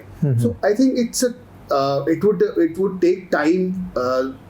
आई विश हिमालयन टास्क लगता है अभी देखने पर। देखने में आज बहुत सारी चीजें हैं, जैसे आपने बोला कि आज कोर्ट में 100 जेएमएफसी जजेस बैठ जाएं और सेशन जजेस 50 बैठ जाएं और ऐसा पॉसिबल हो पाए, लेकिन सर एक लिमिटेशंस है। अब वो मैं उन सिस्टम में नहीं जाना चाहूँगा, but yes there are still a scope, lot of scope are there, development का स्कोप है। People have to work upon these things, till then we will have to manage. हम लोग वैसे भी वकीलों को बोला जाता है कि हर परिस्थितियों में हम लोग मैनेज कर जाते हैं, ठीक बात है, तो हमें तब तक तो मैनेज करना होगा। एंड आई विश कल एआई आ करके ये इस स्कोप तक के पहुंचा दे कि जहाँ केसेस की पेंडेंसीज, अब जैसे बहुत सारे केसेस होते हैं जो 6 महीने में आप जैसे पॉक्सो का ले लीजिए या फिर ऐसे कोई मैटर्स होते हैं, सेंसिटिव मैटर्स होते हैं जिनको 6 महीने में या 1 साल के अंदर में फिनिश कर दिए जाते हैं जी। तो वो फोकस लाया जाता है उन केसेस में, फोकस, क्योंकि सुप्रीम कोर्ट की गाइडलाइन, हाई कोर्ट की गाइडलाइन, ये सब वहाँ पर उनको सजेस्ट करते हैं कि आप इन पे फोकस रखिए। तो इस वजह से वो फोकस आने की वजह से वो सॉल्यूशन जल्दी निकल करके आ रहा है। तो जब हम पूरे मास के ऊपर में फोकस लेके आ जाएंगे सारे जितने केसेस हैं, तो ऑब्वियस ही बात है डिसीजंस और फास्ट आना शुरू हो जाएंगे। आज जो लोग बोलते हैं कि वो एक मूवी का डायलॉग भी था ना, तारीख पे तारीख, वो वाली चीजें सिस्टम खत्म हो जाएगी कहीं ना कहीं, उससे हम लोग बाहर निकल पाएंगे, क्योंकि कहीं ना कहीं हम लोग भी जूझते हैं। आज रोज हम लोग बस्ता उठा करके लेकर के जाते हैं कि आज 30 केसेस लगे हुए हैं, 30 में से तो 18 केसेस में तो हमें डेट ही मिल जाती है, ठीक है। 12 केसेस में जिसमें हम लोग अगर जहाँ पर हमारे क्लाइंट ने हमारे ऊपर में प्रेशर रखा हुआ है, हम प्रेशर उधर पास ऑन कर रहे हैं, तो वो 12 में से हो सकता है कि लंबी तारीख ना मिले, छोटी तारीख मिलेगी, तो उनमें एक्टिविटीज हो रही होंगी। उन 12 में से भी देखा जाए तो मुश्किल से 3 या 4 केसेस ही होंगे जो साल के अंदर में डिस्पोज होंगे। हमें भी मालूम होता है कि ये केस अगले 2 साल चलने वाला है, अगले 3 साल चलने वाला है, या 1.5 साल 2 साल से पहले खात्मा नहीं हो पाएगा जी। हम भी स्ट्रगल कर रहे हैं, हमें क्या जरूरत है इतना बड़ा बस्ता लेकर के जाने की, ठीक कह रहे हैं। क्यों ना हम भी, हमारे लिए भी ये बेहतर हो कि हम एक टैबलेट पकड़े या एक लैपटॉप पकड़े और कोर्ट जाए, it would be quite easy for us as well. Very nice. So आने वाला टाइम होगा ऐसा लगता तो है, जिस हिसाब से टेक्नोलॉजी बढ़ रही है। एक और क्या जजेस की संख्या हमने बढ़ाई है पहले से ज़्यादा, उसका कोई पॉजिटिव इम्पैक्ट ऐसा लगता है कि वाकई चीज़ें आसान हुई हैं पहले से? लाइक अब सुप्रीम कोर्ट में 33+1 मतलब ऑलमोस्ट 34 जजेस हो गए, तो क्या वो इम्पैक्ट दिखता है नीचे लेवल पर, कि अभी भी नीचे लेवल पर वैसा ही चल रहा है? सर क्वाइट ऑब्वियस है, नंबर ऑफ जजेस जिस हिसाब से बढ़ाए जा रहे हैं, इट्स अ वंडरफुल मतलब कहना चाहिए इनिशिएटिव, और इसका इम्पैक्ट आपको आज एक दिन में नहीं दिखेगा, लेकिन आने वाले समय में आपको ये दिखेगा जो डिस्पोजल्स हो रहे हैं केस में, जो निर्णय आना और खात्मा बोलते हैं, अगर उसमें जो भी डिसीजन आए, खात्मा हुआ, खात्मे का परसेंटेज अगर देखा जाए तो बढ़ रहा है। Okay, which is important. Yes, जो पेंडेंसीज हैं वो क्लियर हो रही है। वेरी तो नाइस। पेंडेंसीज क्लियर होने के लिए जो मैन पावर बढ़ रहा है, बाय डिफॉल्ट आपकी पेंडेंसीज भी क्लियर ज्यादा होगी, फोकस बढ़ रहा है आपका। तो हम ये भी कह सकते हैं पैरेलली कि जुडिशरी में ऑप्शंस लोगों के लिए ज़्यादा आ रहे हैं, जो प्रिपेयर करने वाले स्टूडेंट्स हैं, लॉ के लिए जो प्रिपेयर कर रहे हैं, उनके लिए ऑप्शन ज़्यादा खुल रहे हैं, ऐसा हम कह सकते हैं। ऑब्वियस सी बात है, जुडिशरी में आज की डेट में बहुत स्कोप खुलते जा रहे हैं, और जुडिशरी में जो करेक्शंस अभी आते जा रहे हैं, जिस तरीके से अभी रिसेंट पास्ट में एक डेवलपमेंट आया था कि अगर आपको एग्जाम देना है, जुडिशरी का एग्जाम देना है, तो you need to be at least 3 साल का आपका प्रैक्टिस का एक्सपीरियंस होना चाहिए, लॉ प्रैक्टिस का। This was one of the best initiative I would say. Reason being, अगर आप 3 साल अगर किसी न्यायालय में काम किए हुए हैं, तो उसकी जो रेगुलर रूटीन की जो वर्किंग है, उनका आइडिया होगा। yes, तो जब आप जाकर के सिस्टम में वहां पर कुर्सी में बैठेंगे, तो उस समय में आपको कम से कम वो प्रोसेस सीखने में समय नहीं लगाना होगा। Very nice. तो आपको नेक्स्ट प्रोसेस आप सीख रहे होंगे कि हम जजमेंट को और कैसे फास्ट ला सकते हैं, फास्ट ट्रैक में कैसे चीजें लाई जा सकती। आज फास्ट ट्रैक कोर्ट्स हमें दे दिए जाते हैं, जहां पर फास्ट ट्रैक डिसीजंस आते हैं। So there are lot of implementation which is being bought by the government, and I would appreciate this is really need of our. But yes, it can और थोड़ा ज़्यादा implementation लाया जाएगा, it could be better. Okay, so overall impact है, और जो students prepare करना चाहते हैं खासकर जुडिशरी के लिए, उनके लिए भी बेस्ट अपॉर्चुनिटी है। इसके अलावा एक जजेस को लेकर, जुडिशरी को लेकर काफ़ी ज़्यादा पॉलिटिसाइजेशन, या हम ये मान लें कि लोग थोड़े से डाउट मोड में आने शुरू हो जाते हैं। जनरल मीडिया में कुछ भी चला और वो उनका ध्यान उस ओर चला जाता है कि वाकई ऐसा तो नहीं जो लिखा गया। तो कभी जुडिशरी की ओर से करेक्शंस उतने जल्दी नहीं आते हैं जो एक्सपेक्टेड होता है। कई बार होता है कि मीडिया में तब तक ख़राब हो चुकी होती चीज़ें, फिर देरी से उनके बीच से वो चीज़ें आती हैं। तो क्या इस बारे में कोई और व्यवस्था आपको लगता है कि कुछ करेक्शंस होंगे आने वाले टाइम में? सर, पहली बात तो दिस इज, वैसे देखा जाए तो ये कमेंट एरिया है जी, नहीं, हम तो इन जनरल बात कर रहे हैं। ट्रू। देखा जाए तो जुडिशरी में आज की डेट में इम्प्लीमेंटेशन जो हो रहे हैं, और हर व्यक्ति का अगर मैं देखा जाए तो एक सिक्का भी होता है, सिक्के के 2 पहलू जी। एक वो पहलू होता है जो आप देख रहे होते, एक जो पहलू होता है मैं देख रहा हूँ। अब अगर मेरे वाले पहलू में मैंने ज्यादा अच्छा, आपको अगर गुपचुप पसंद है और मुझे मतलब वो चाट बना करके दही पूरी पसंद है, मतलब दही पानी पूरी पसंद है, वही पानी पूरी है। आपको मैंने उसमें मसाले डाल करके पानी पूरी बनाकर खिलाया और मैंने दही पूरी खाया है। देखिए, खा तो हम पानी पूरी ही रहे हैं, ठीक बात है, लेकिन फ्लेवर अलग है। मुझे दही पूरी पसंद था, तो मैं जो दही पूरी मुझे परोसी जा रही है, जो मुझे परोस रहा है, वो ही मुझे अट्रैक्ट करेगा। ठीक बात। अगर आज मीडिया मेरे फेवर की बातें कर रहा है, तो मुझे तो वही चीजें दिखेंगी। लेकिन ऐसा नहीं है, एंड ऑफ ऑल पूरी ही सर्व की जा रही थी। अगर आप एंड में देखा जाए तो पूरी ही सर्व की जा रही थी जी। गुपचुप ही सर्व हो रहा था। हाँ, मसाला इधर, इंग्रेडिएंट्स अलग थे, इधर के इंग्रेडिएंट्स अलग थे। तो इंग्रेडिएंट्स मैटर करते हैं। अब इंग्रेडिएंट्स कौन लगा रहा है, कितना लगा रहा है और कैसा लगा रहा है, वो मैटर करता है, डिफरेंशिएट लेकर के आता है।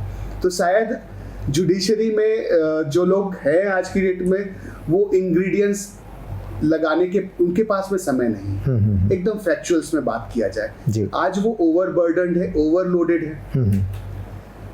उनके पास में लगाने के लिए तड़का नहीं होता है। उनके पास में सीधी सीधी चीजें होती हैं, सीधा सीधा स्ट्रेट फॉरवर्ड होता है, यस और नो, या तो सजा या तो माफी।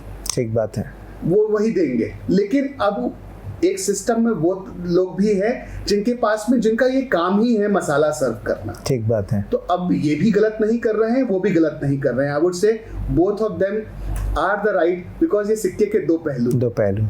क्या हम ये भी कह सकते हैं कि लोग ज़्यादा एनालाइज करने लगे हैं, या लोग इस तरह से मीडिया में कंटेंट ज़्यादा हो गया कि जिसकी वजह से लोग खुद भी जज करने लगे हैं चीज़ों को? क्योंकि जुडिशरी जैसी बड़ी संस्था हमारे देश के 3 पिलर्स में से वन ऑफ द पिलर है जुडिशरी, लेकिन लोग जुडिशरी को भी बहुत हल्के में जज कर लेते हैं, या कोई भी कमेंट कर जाए।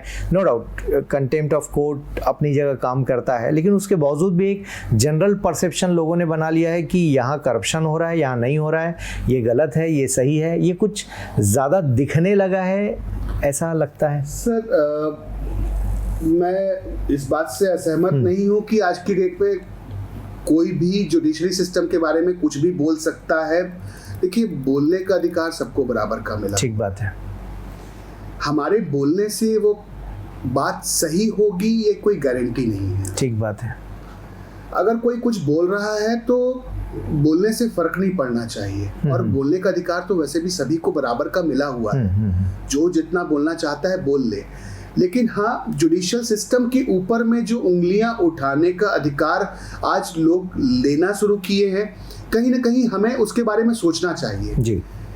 अब अगर मैं ये बोलूं कि हमारे घर के मुखिया के बारे में अगर मुझसे कोई कुछ गलत बात कर रहा है और अगर मैं सुन रहा हूं तो ये मेरी गलती है। ठीक बात है।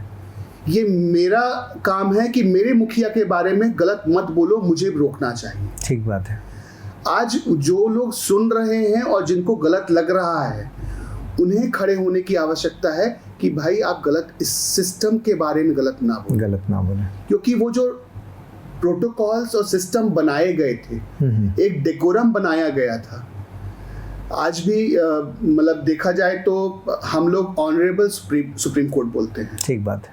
ऑनरेबल हाई कोर्ट बोलते हैं, ऑनरेबल जजेस बोलते हैं।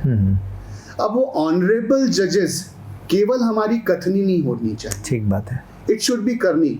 आपको उन ऑनरेबल जजेस के बारे में सोचना चाहिए जिनकी कोई भी सोशल लाइफ नहीं होती है। ठीक बात है। कोई भी पर्सनल लाइफ नहीं होती है, वो केवल और केवल डिवोटेड और डेडिकेटेड काम कर रहे हैं। देखिए, none of them are, this is लिए माई लॉर्ड वाला जो माई लॉर्ड वाला शब्द था वो हटाया गया था। क्यों? क्योंकि वो they are not lords, they are also human beings, accept they are also human beings. Even when the God were taken birth to this world as a human being, उनसे भी गलतियां हुई हैं। ठीक बात। लेकिन हम क्या उनकी गलतियों को हाईलाइट करते हैं? ठीक बात। हम देखिए, अब एक वाइट बोर्ड है और वाइट बोर्ड में अगर एक ब्लैक स्पॉट लगा हुआ है, हम एज ए ह्यूमन बीइंग क्या हमारा नेचर क्या होता है कि हम उस ब्लैक डॉट पे देख रहे हैं। ठीक बात है। 99.9% वो जो वाइट बोर्ड दिख रहा है वो हमको दिखना बंद हो जाता है। तो अगर हम अपने नजरिए को बदलेंगे तो देखा जाए तो 99.9% पॉजिटिविटी है। ठीक बात है। 0.01% की जो नेगेटिविटी थी वो तो एक ह्यूमन बीइंग का ह्यूमन नेचर है। कहीं ना कहीं गलतियां होंगी। They are not sitting gods in there. Please accept the fact they are not God, they are also human being like you and me. Obviously. तो अगर कुछ गलतियां हुई हैं तो उसको हाईलाइट करके इस तरीके से परोसा जाना, पेश किया जाना और उसी को बार बार दिखाना, ये क्या सही है? ठीक बात है। ये हमें सोचने की आवश्यकता है। यंग जनरेशन से बात करते वक्त ये पॉइंट्स निकल कर आते हैं और वो बढ़िया सवाल करते हैं बच्चे क्लासरूम्स में। सो बीइंग अ टीचर मैं काफ़ी सारे क्वेश्चंस फेस करता हूँ, तो उनके ये एक अच्छे सवालों में से आता है कि सर आखिर हम जुडिशरी को किस एंगल से देखें। या तो जुडिशरी अब ओपन मीडिया में ज़्यादा आने लगी हैं, हमने लाइव भी कर दिया, ट्रांसपेरेंसी को लोगों ने अलग तरीके से देखना शुरू कर दिया, उनकी बातें दिख रही हैं, रिकॉर्डेड वीडियोस आ रहे हैं, लाइव लोग देख रहे हैं या उनके बारे में ज़्यादा लिखा जा रहा है। तो मुझे लगता है ओवरऑल जुडिशरी अभी लोगों की ज़्यादा नज़र में है, ऐसा मुझे लगता है। इस वजह से भी मैटर कुछ सेंसिटिव भी हैं और कुछ लोग बोलना भी शुरू कर चुके हैं। यहाँ से अलग एक चीज़ और यदि हम समझें कि जुडिशरी एक बहुत बड़ा सामाजिक रोल प्ले करती है, ब्यूरोक्रेट्स करते हैं, पॉलिटिशियंस मतलब गवर्नमेंट करती है, जुडिशरी का भी एक सामाजिक एंगल देखा जाता है और लोग उम्मीद भी रखते हैं कि कोई सामाजिक एंगल भी जुडिशरी का होता है, वो सिर्फ और सिर्फ लॉजिक वाले एंगल पर नहीं रहते। इस मामले पर हम इंडियन जुडिशरी और विदेशों में जो न्यायपालिका है, इनमें क्या कंपैरिजन कर पाते हैं? सर, हमारे यहाँ पर पहली बात तो हमारी जो न्याय सिस्टम है, जो न्याय प्रणाली है, न्याय प्रणाली हमारे ऊपर में ये फॉलोड बाय सर्टेन प्रिंसिपल्स, पुराने प्रिंसिपल्स, जब हमारे ब्रिटिश रूलर्स थे यहाँ पर और उनका जो सिस्टम बना हुआ था, उनसे वो पॉलिसीज ली गई और लेने के बाद में उनको इम्प्लीमेंटेशन में लेकर के आया गया और लाने के बाद में इम्प्लीमेंटेशन की होना, धीरे धीरे धीरे अमेंडमेंट्स होते चले गए, उनमें सुधार होते जा रहे हैं और सुधारों का ही दौर है जिसका नतीजा हम आज की डेट में भारतीय न्याय संहिता और भारतीय नागरिक सुरक्षा संहिता के नाम से देख रहे हैं, जिसको इम्प्लीमेंटेशन में लाया गया। तो these amendments are part and parcel in life, ये कहीं ना कहीं हो रहा है, चलते चला आ रहा है और ये सिस्टम अब लोगों के लिए अडॉप्टेबल, जो लोगों की जरूरत के हिसाब से है। पहला जो सिस्टम था वो था कि वो जो पहले जो चल रहा था वही चीजें यहाँ पर इम्प्लीमेंट कर दी गई। बाद में रियलाइजेशन आया कि वो ऐसा एज इट इज नहीं चलेगा, क्योंकि naturally it is not accepted, naturally it has to be different. तो इसीलिए न्याय प्रणाली में अमेंडमेंट्स लाते गए और होता जा रहा है और वही उसी का नतीजा है कि आगे आने वाले समय में कहीं ना कहीं नेचुरल लॉ इम्प्लीमेंटेशन होगा और आज भी नेचुरल लॉ पे पूरा ध्यान दिया जाता है। तो अगर मैं विदेशी न्याय प्रणाली में बात करूं और यहाँ की न्याय प्रणाली में, तो मैं अलग अलग कंट्रीज के अलग अलग लॉज हैं। कुछ जगह में तो नेचुरल लॉ तो फॉलो ही नहीं कर, बिल्कुल ठीक। कुछ जगह में नेचुरल लॉ बहुत ज्यादा इम्प्लीमेंटेशन में होता है, मतलब जजेस क्लियरली मुजरिम से बात करते हैं, उनको समझाइश देते हैं, काउंसिल करते हैं, काउंसलिंग करने के बाद में उनको वार्निंग्स दी जाती हैं। तो वो वार्निंग्स के बाद में टिकट्स दिए जाते हैं और टिकट्स देने के बाद में फिर अगर आपको नहीं आप सुधार रहे हो अपने आप में, तो देन उसके बाद में step by step implementation of law happens. तो कहीं ना कहीं वो चीजें भी अब इंडिया में होना शुरू हो गया है। देखा जाए तो अगर आप गाड़ी चला रहे हैं और आपको चालान गिरता है तो आपको पहले टिकट्स मिलना शुरू हो जाते हैं, आपको पहले चालान मिलना शुरू होता है, 1 बार 2 बार 3 बार, उसके बाद में फिर आपको वार्निंग दी जाती है, आपका लाइसेंस रद्द किया जाएगा और फाइनली जब देखा जाता है कि ये तो रिपीटेड ऑफेंस करने वाला बंदा है, इसको गाड़ी चलाने देना सही नहीं है जी, इसके लिए इसका लाइसेंस निरस्त कर दिया जाए। तो फाइनली लाइसेंस निरस्त कर दिया जाता है। पहले टैपिंग की जाती है और टैपिंग करने के बाद में फिर उसके बाद फाइनली उसको निरस्त कर दिया जाता है। तो ये नेचुरल लॉ अब धीरे धीरे इम्प्लीमेंटेशन में इंडिया में आने लग गया है और देखा जाए तो एक समय के बाद में, क्योंकि हम लोग इसके अकस्टम थे नहीं, ठीक बात है, हमें तो ये था कि पहले कि ये कानून में यही लिखा है, ऐसा ही होता है और यही होगा, ठीक बात है, से लेकर के ऐसा भी हो सकता है, ऐसा भी किया जा सकता है, ऐसा होना चाहिए, अगर ऐसा होगा तो बेहतर होगा, ठीक बात है। इस सोच में हम लोग अगर आज आए हुए हैं तो कहीं ना कहीं हमारी सोच बदली है, नजरिया बदला है, हम सिक्के के दोनों पहलू देखना शुरू किए हैं, ठीक बात। और दोनों पहलू जब देखना शुरू किए हैं तो छींटाकशी तो होना ही है। कहीं ना कहीं बदलाव एकदम से लोग एक्सेप्ट नहीं कर पाते हैं, ये समय के साथ में होने वाला बदलाव है, धीरे धीरे होगा और देखिएगा हमारा जो न्याय प्रणाली होगा औरों से बहुत बेहतर होगा, क्योंकि India had been leading in many various foreign fronts और न्याय प्रणाली में भी हम लीड करेंगे आने वाले समय में। कुछ जजमेंट्स बड़े प्यारे भी आए हैं, लाइक सजा देने की बजाय उनको जेल में रखने के बजाय कहा गया कि आप बुजुर्गों की जाकर सेवा कीजिए, दिन भर उनको पानी पिलाइए, उनकी सेवा कीजिए। तो मुझे लगता है ये एक ह्यूमन एस्पेक्ट में एक बड़ा चेंज है, जहाँ पर गांधी जी को याद करते हुए कि हम natural justice system, exactly natural justice system, because कोई भी no one is born criminal, कोई भी क्राइम जानबूझ के नहीं करता।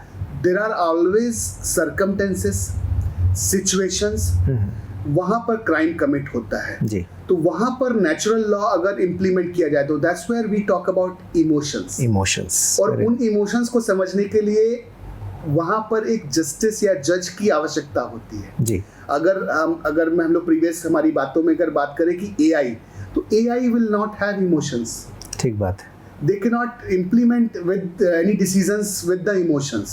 They will say कि अगर देखिए मैंने कोडिंग कर दी कि अगर इस ट्रैक में जाओगे, यहाँ से अगर आपको नागपुर जाना है तो आपको राजनांदगांव पड़ेगा, देवरी पड़ेगा और तब आप नागपुर पहुँचेंगे। ठीक बात है। आपको संबलपुर जाना है तो आपको बरगढ़ पड़ेगा और बरगढ़ के बाद में आप संबलपुर पहुँचोगे। ये आपका वो हो गया कि AI बेस्ड। लेकिन अगर मुझे जाना है कि एक्सप्लोर करते हुए जाना है, मैं नागपुर घूम के जाना चाहता हूँ, सीधा नहीं जाना चाहता हूँ, लेकिन मुझे नागपुर ही जाना है। अब हो सकता है मैं यहाँ से गोंदिया चले जाऊँ और गोंदिया जाकर के नागपुर जाऊँ, जा सकते हैं। यहाँ से मैं मंडला चले जाऊँ, जबलपुर चले जाऊँ, जबलपुर होते हुए नागपुर जाना चाहूँ, मैं जा सकता हूँ। So possibilities are endless. We need to just work upon those possibilities. And how it is implemented is the most important. Very nice.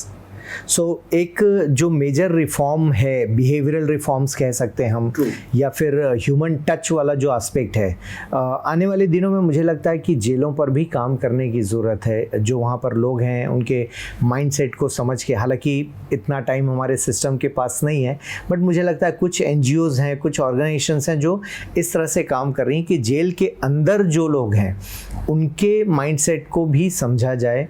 और क्योंकि मुझे लगता है हमारा देश सोशियो इकोनॉमिक चेंजेस के दौर से गुजर रहा है, और वो जो चैलेंज है वो लोगों को या तो मजबूर कर रहा है कि क्राइम वो कर रहे हैं या उनसे वो गलतियां हो रही हैं, और जिसका खामियाजा है कि फाइनली उनको अंदर जाना होगा। जैसे अभी रिसेंट मुझे लगता है 5-6 महीनों में देखें तो कपल्स का जो मर्डर वाला केस है वो काफ़ी ज़्यादा नंबर्स बढ़ गए हैं अचानक से।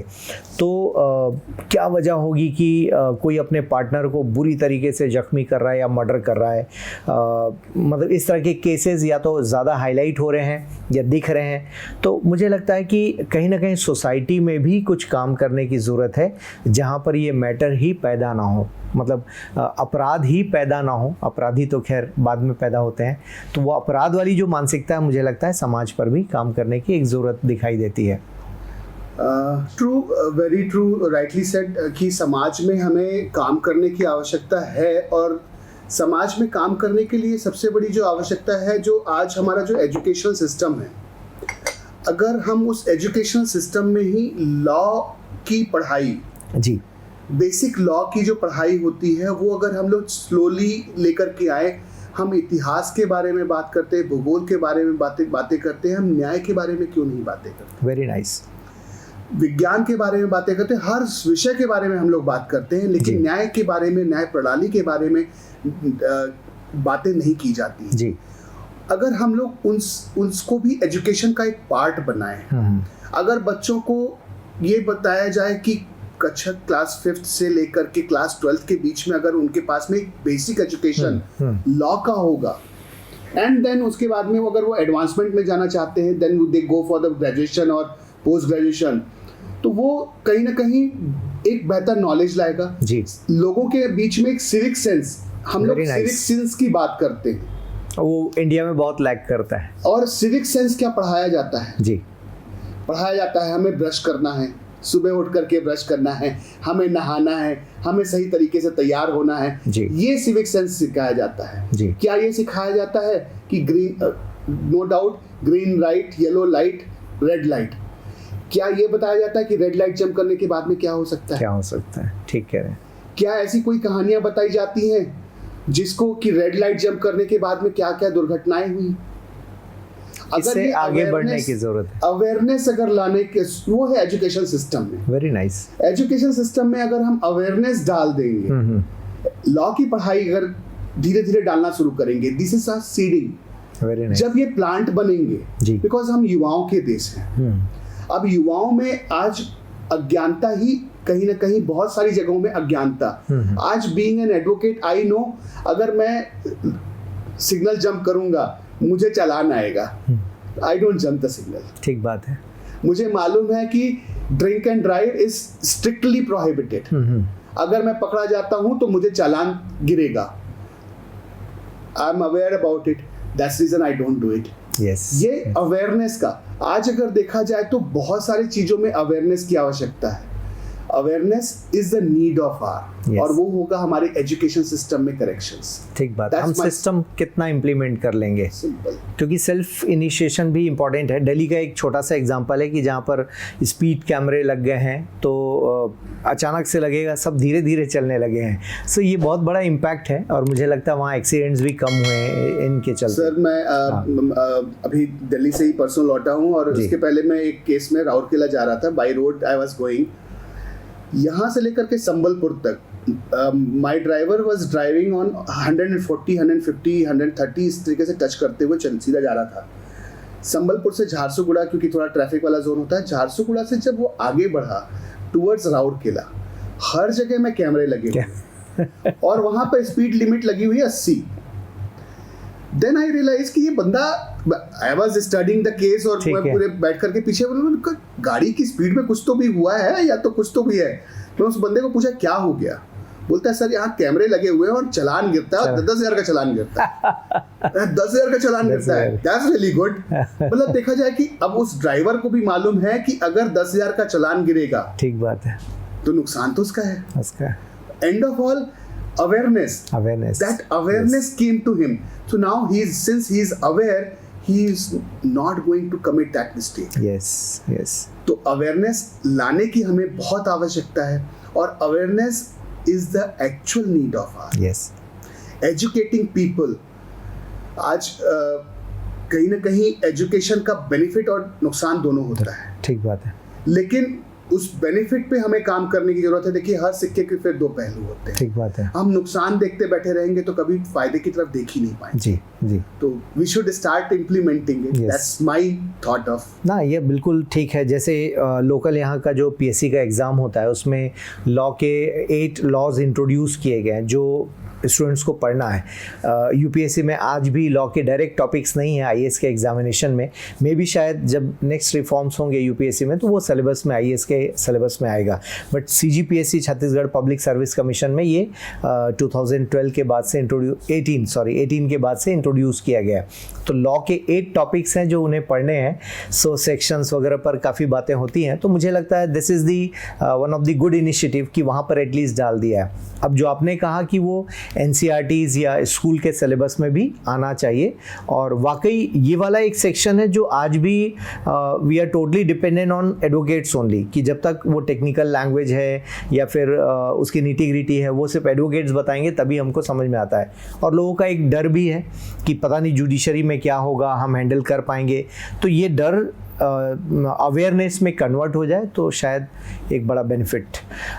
मैं अब आपसे समझना चाहूँगा कि एक बिजनेस कंसल्टेंट के तौर पर भी आप रहे हैं। सो आज जो यूथ काम करना सोचता है, स्टार्टअप की बात करता है, फिर अचानक बंद भी हो जाता है, किन चीज़ों की लैकिंग वहाँ पर दिखाई देती है? आज की डेट में देखा जाए तो स्टार्टअप में 80% of the startups do fail in first 3 years of time. There is a say, books भी है और there is a say, हम लोग बिजनेस में बोलते हैं कि 1000 days in a business.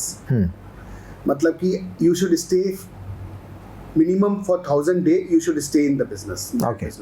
3 साल तक अगर आप उस बिजनेस में हो तब उसके बाद में आप आगे के 5 साल और आगे के 2 साल और आगे के फिर उसके बाद 7 साल और ऐसे करके आगे बढ़ सकते हैं।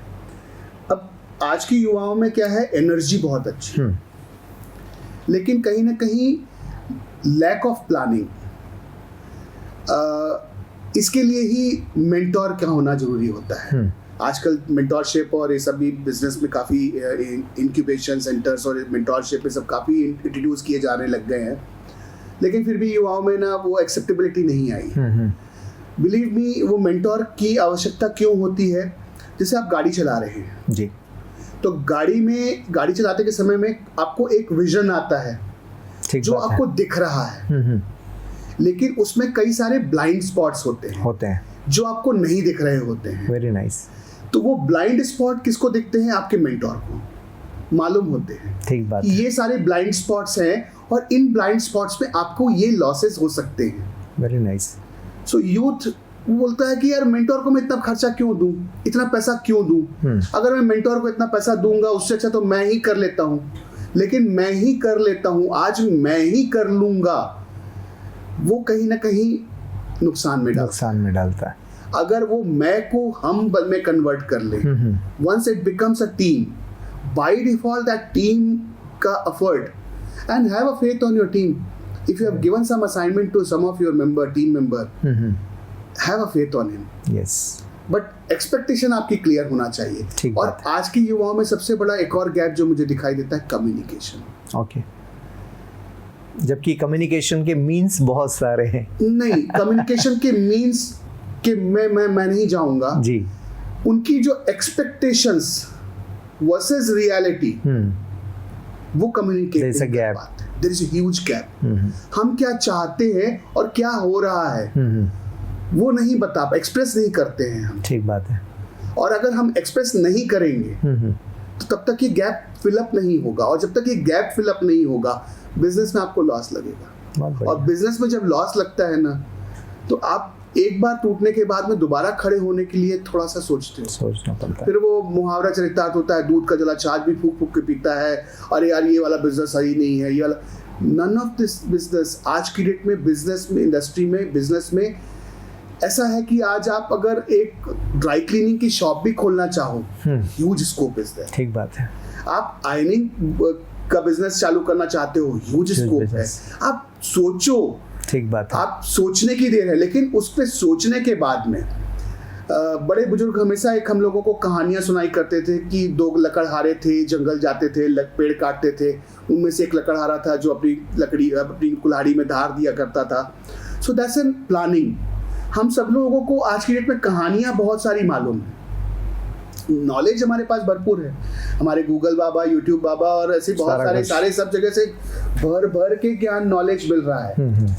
But thought is how much of that knowledge we are placing into implementation. Having a knowledge is not important. Implementing a knowledge is important. Yes. And आज अगर आप स्टार्टअप चालू कर रहे हो, वेरी गुड, लेकिन स्टार्टअप के पॉजिटिव और नेगेटिव, आपके उस बिजनेस की एक्सेप्टेबिलिटी है, आप क्या ऑडिट करते हो, सेल्फ ऑडिट कर रहे हो, नफा और नुकसान। ठीक कह रहे हैं। एक अकाउंटेंसी की लैंग्वेज में देखा जाए, नफा और नुकसान, ये क्यों होना चाहिए और क्यों नहीं होना चाहिए। ठीक बात है। वो ऑडिट आप खुद कर रहे हैं क्या? अगर ये हम इम्प्लीमेंट कर रहे हैं और अगर ये हम इम्प्लीमेंट नहीं कर रहे हैं जी, तो इसके क्या फायदे और इसके क्या नुकसान, हम वो नफा नुकसान देख रहे हैं क्या? हर जगह में अगर आप नफा नुकसान का एनालिसिस करना शुरू कर देते हैं, then it's a part of the planning. And how you plan, similarly you execute. हम क्या होता है कि प्लानिंग कुछ करते हैं। अब मेरा एक पेटेंट स्टेटमेंट है कि मैंने घर से जब मैं निकला था, यहाँ तक आने में मुझे मालूम था कि कितनी बार मुझे सिग्नल रेड मिलेगा, नहीं मालूम था बिल्कुल। But I was prepared mentally कि हाँ यार मुझे सिग्नल रेड मिल सकता है, मेरा टाइम जाएगा। ट्रैफिक कितना मिलेगा मुझे नहीं मालूम था, लेकिन मैं प्रिपेयर्ड था उसके लिए। बहुत बढ़िया भाई, that was my preparedness. Yes. And it's a part of my planning. मुझे अगर हो सकता है कि मैं जब यहाँ पहुँचूं तो मुझे पार्किंग ना मिले। हाँ, ये भी प्लानिंग का हिस्सा है। It's a part of the planning. Yes. हम वो जो माइक्रो मैनेजमेंट में जो planning, mini micro management level में उतर करके प्लानिंग की बात आती है, तो आज हम उतले लेवल की प्लानिंग करते हैं। हाँ हो गया, करेंगे मरेंगे, वंदे मातरम। नहीं बॉस, आपका 70% is a planning, 20% is implementation, and 10% always you should be on a review mode. Very nice. You should always be in a review mode. जो मैंने implement किया सही हो रहा है कि नहीं जा रहा है।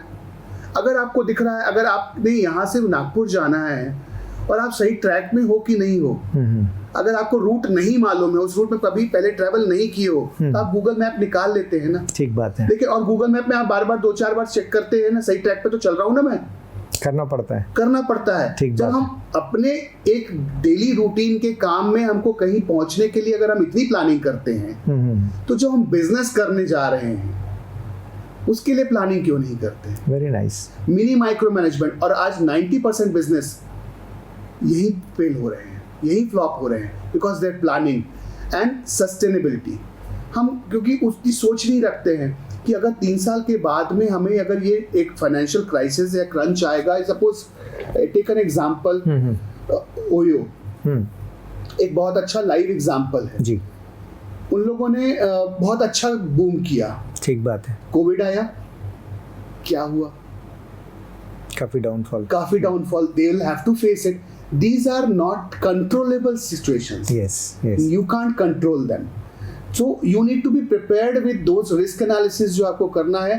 आपको risk analysis में वो भी सोचना की जरूरत है कि सोचे हुए और ना सोचे हुए भी दोनों चीजें हमारे पास में क्या क्या आ सकती हैं, और सारी की probability पे काम करते हुए then you will have to plan it and execute it. Very nice. So training is a bigger issue कि लोग ट्रेन भी नहीं होना चाहते, या जस्ट आइडिया आया और सोच लिया और आगे बढ़ गए विदाउट प्लानिंग, ये हम कह सकते हैं बहुत बड़ा फेलियर है। I think money is not a big deal business के केस में। सर आज की डेट में बिना पैसों के भी व्यापार खोला जा सकता है और चलाया जा सकता है। बहुत सारे एग्जाम्पल्स हैं। आज आप ब्लिंकिट देख लीजिए। ठीक बात है। मैं ऐसे I have plenty of examples in front of me which was actually Blinkit, तो ये अभी बाद में आया हुआ है। इसके पहले भी कुछ लोग थे जिन्होंने कोविड के समय में इसको अपॉर्चुनिटी देखी और उन लोगों ने बैंगलोर में एक व्हाट्सएप ग्रुप के माध्यम से एक प्रोजेक्ट चालू किया कि लोगों के घर में ग्रॉसरीज पहुंचाने, सप्लाई का काम शुरू किया, and they were the first company to get the direct funding from the Google. बट उन लोगों ने भी वो भी जा करके कहीं ना कहीं फ्लॉप हुए। ठीक बात। रीजन, उन लोगों ने कभी प्लानिंग नहीं की थी कि हम ये खर्चे कैसे मैनेज करेंगे। कौन से खर्चे? जो हमारे लोग कम्यूट कर रहे हैं, कम्युनिकेशन का, यहाँ से लेके वहाँ तक जाने का, पेट्रोल का खर्चा उन्होंने प्लानिंग नहीं किया था, ड्राइवर का खर्चा उन्होंने प्लानिंग में नहीं डाली थी, वो फेल हुए। उसका सक्सेस रिजल्ट आप आज ब्लिंकिट में देख सकते हैं। ऐसे बहुत सारे लाइव एग्जांपल्स हमारे सामने में है जो चल रहे हैं, अच्छे खासे चल रहे हैं। So these are the planning. या तो आप फेल हो, देन उससे सीखो, फिर आगे बढ़े, या फिर कोई और आगे बढ़ेगा, या फिर फेलियर्स को देखकर हम फेलियर्स को देख करके, स्टडी करके, एनालिसिस करके, प्रॉपर प्लानिंग करके। बहुत बढ़िया। आप कूदो ना। ठीक कह रहे हैं। आपका सक्सेस रेट नो डाउट अच्छा ही होगा। जी। अगर आज ओयो वालों ने प्लानिंग नहीं की होती तो क्या टिके होते मार्केट में? ठीक बात है। आज वो भी मार्केट में बिजनेस कर रहे हैं, और ऐसे बहुत सारे बिजनेसेस हैं। We don't need to take any names about all the names, but we need to do proper planning and then execute, and again keep reviewing it, if possible every day review it. Very nice. Chhattisgarh में क्या लगता है, ये एक environment youth को ये मिला हुआ है, क्रिएट करने की ज़रूरत है, आपके नज़रिए से क्या लगता है? Sir Chhattisgarh government undoubtedly they are trying their level best, लेकिन ये इकोसिस्टम एक बनाने की आवश्यकता है जो स्लोली कहीं ना कहीं डेवलप हो रहा है। आज देखा जाए तो इंक्यूबेशन सेंटर्स भी खोले गए हैं गवर्नमेंट की तरफ से, स्टार्टअप की तरफ से भी काफ़ी सपोर्ट सिस्टम्स बनाए गए हैं, लेकिन फिर देखा जाए तो लोगों के अंदर में अवेयरनेस की कमी है। ठीक बात है। आज मैं देखा जाए तो हमारे बीच में कितने सारे ऐसे ब्रांड हैं, लोकल ब्रांड्स हैं। ज़ॉफ one of the best brand हमारे तरफ से बीच से उठ के गया हुआ है। VNR सीड्स आप देख लीजिए जी। I'll go on taking names this way. Very nice. तो हमारे पास में ऐसे बहुत सारे एग्जांपल्स हैं जो यहाँ मार्केट से ही उठ करके आगे बढ़ रहे हैं और इंटरनेशनल मार्केट और नेशनल मार्केट में लीड कर रहे हैं और डोमिनेट भी कर रहे हैं। तो स्कोप तो है। ठीक बात है। No doubt there is a wide scope, but कहीं ना कहीं एक इकोसिस्टम जो होना चाहिए जी, वो अभी इकोसिस्टम पूरा बन नहीं पाया है। वो इकोसिस्टम के लिए ना लोगों को अभी जागरूकता लाने के लिए भी लोगों को उतरने की आवश्यकता है जी। कहीं ना कहीं जो गवर्नमेंट जो स्कीम्स लेकर के आ रही है लोगों को नहीं मालूम है। हाँ, गवर्नमेंट की स्कीम्स भी नहीं पता है, नहीं मालूम एकदम प्रैक्टिकल फैक्ट्स के बारे में। आज गवर्नमेंट जबकि बहुत सारी स्कीम्स ला रही है, ऑन पेपर रह जा रही है। ठीक बात है। इम्प्लीमेंटेशन में नहीं हो पा रही। रीजन बीइंग उसको उस गवर्नमेंट के पास में एक सिस्टम है, एक इकोसिस्टम है, उसके बाहर वो जा नहीं सकते।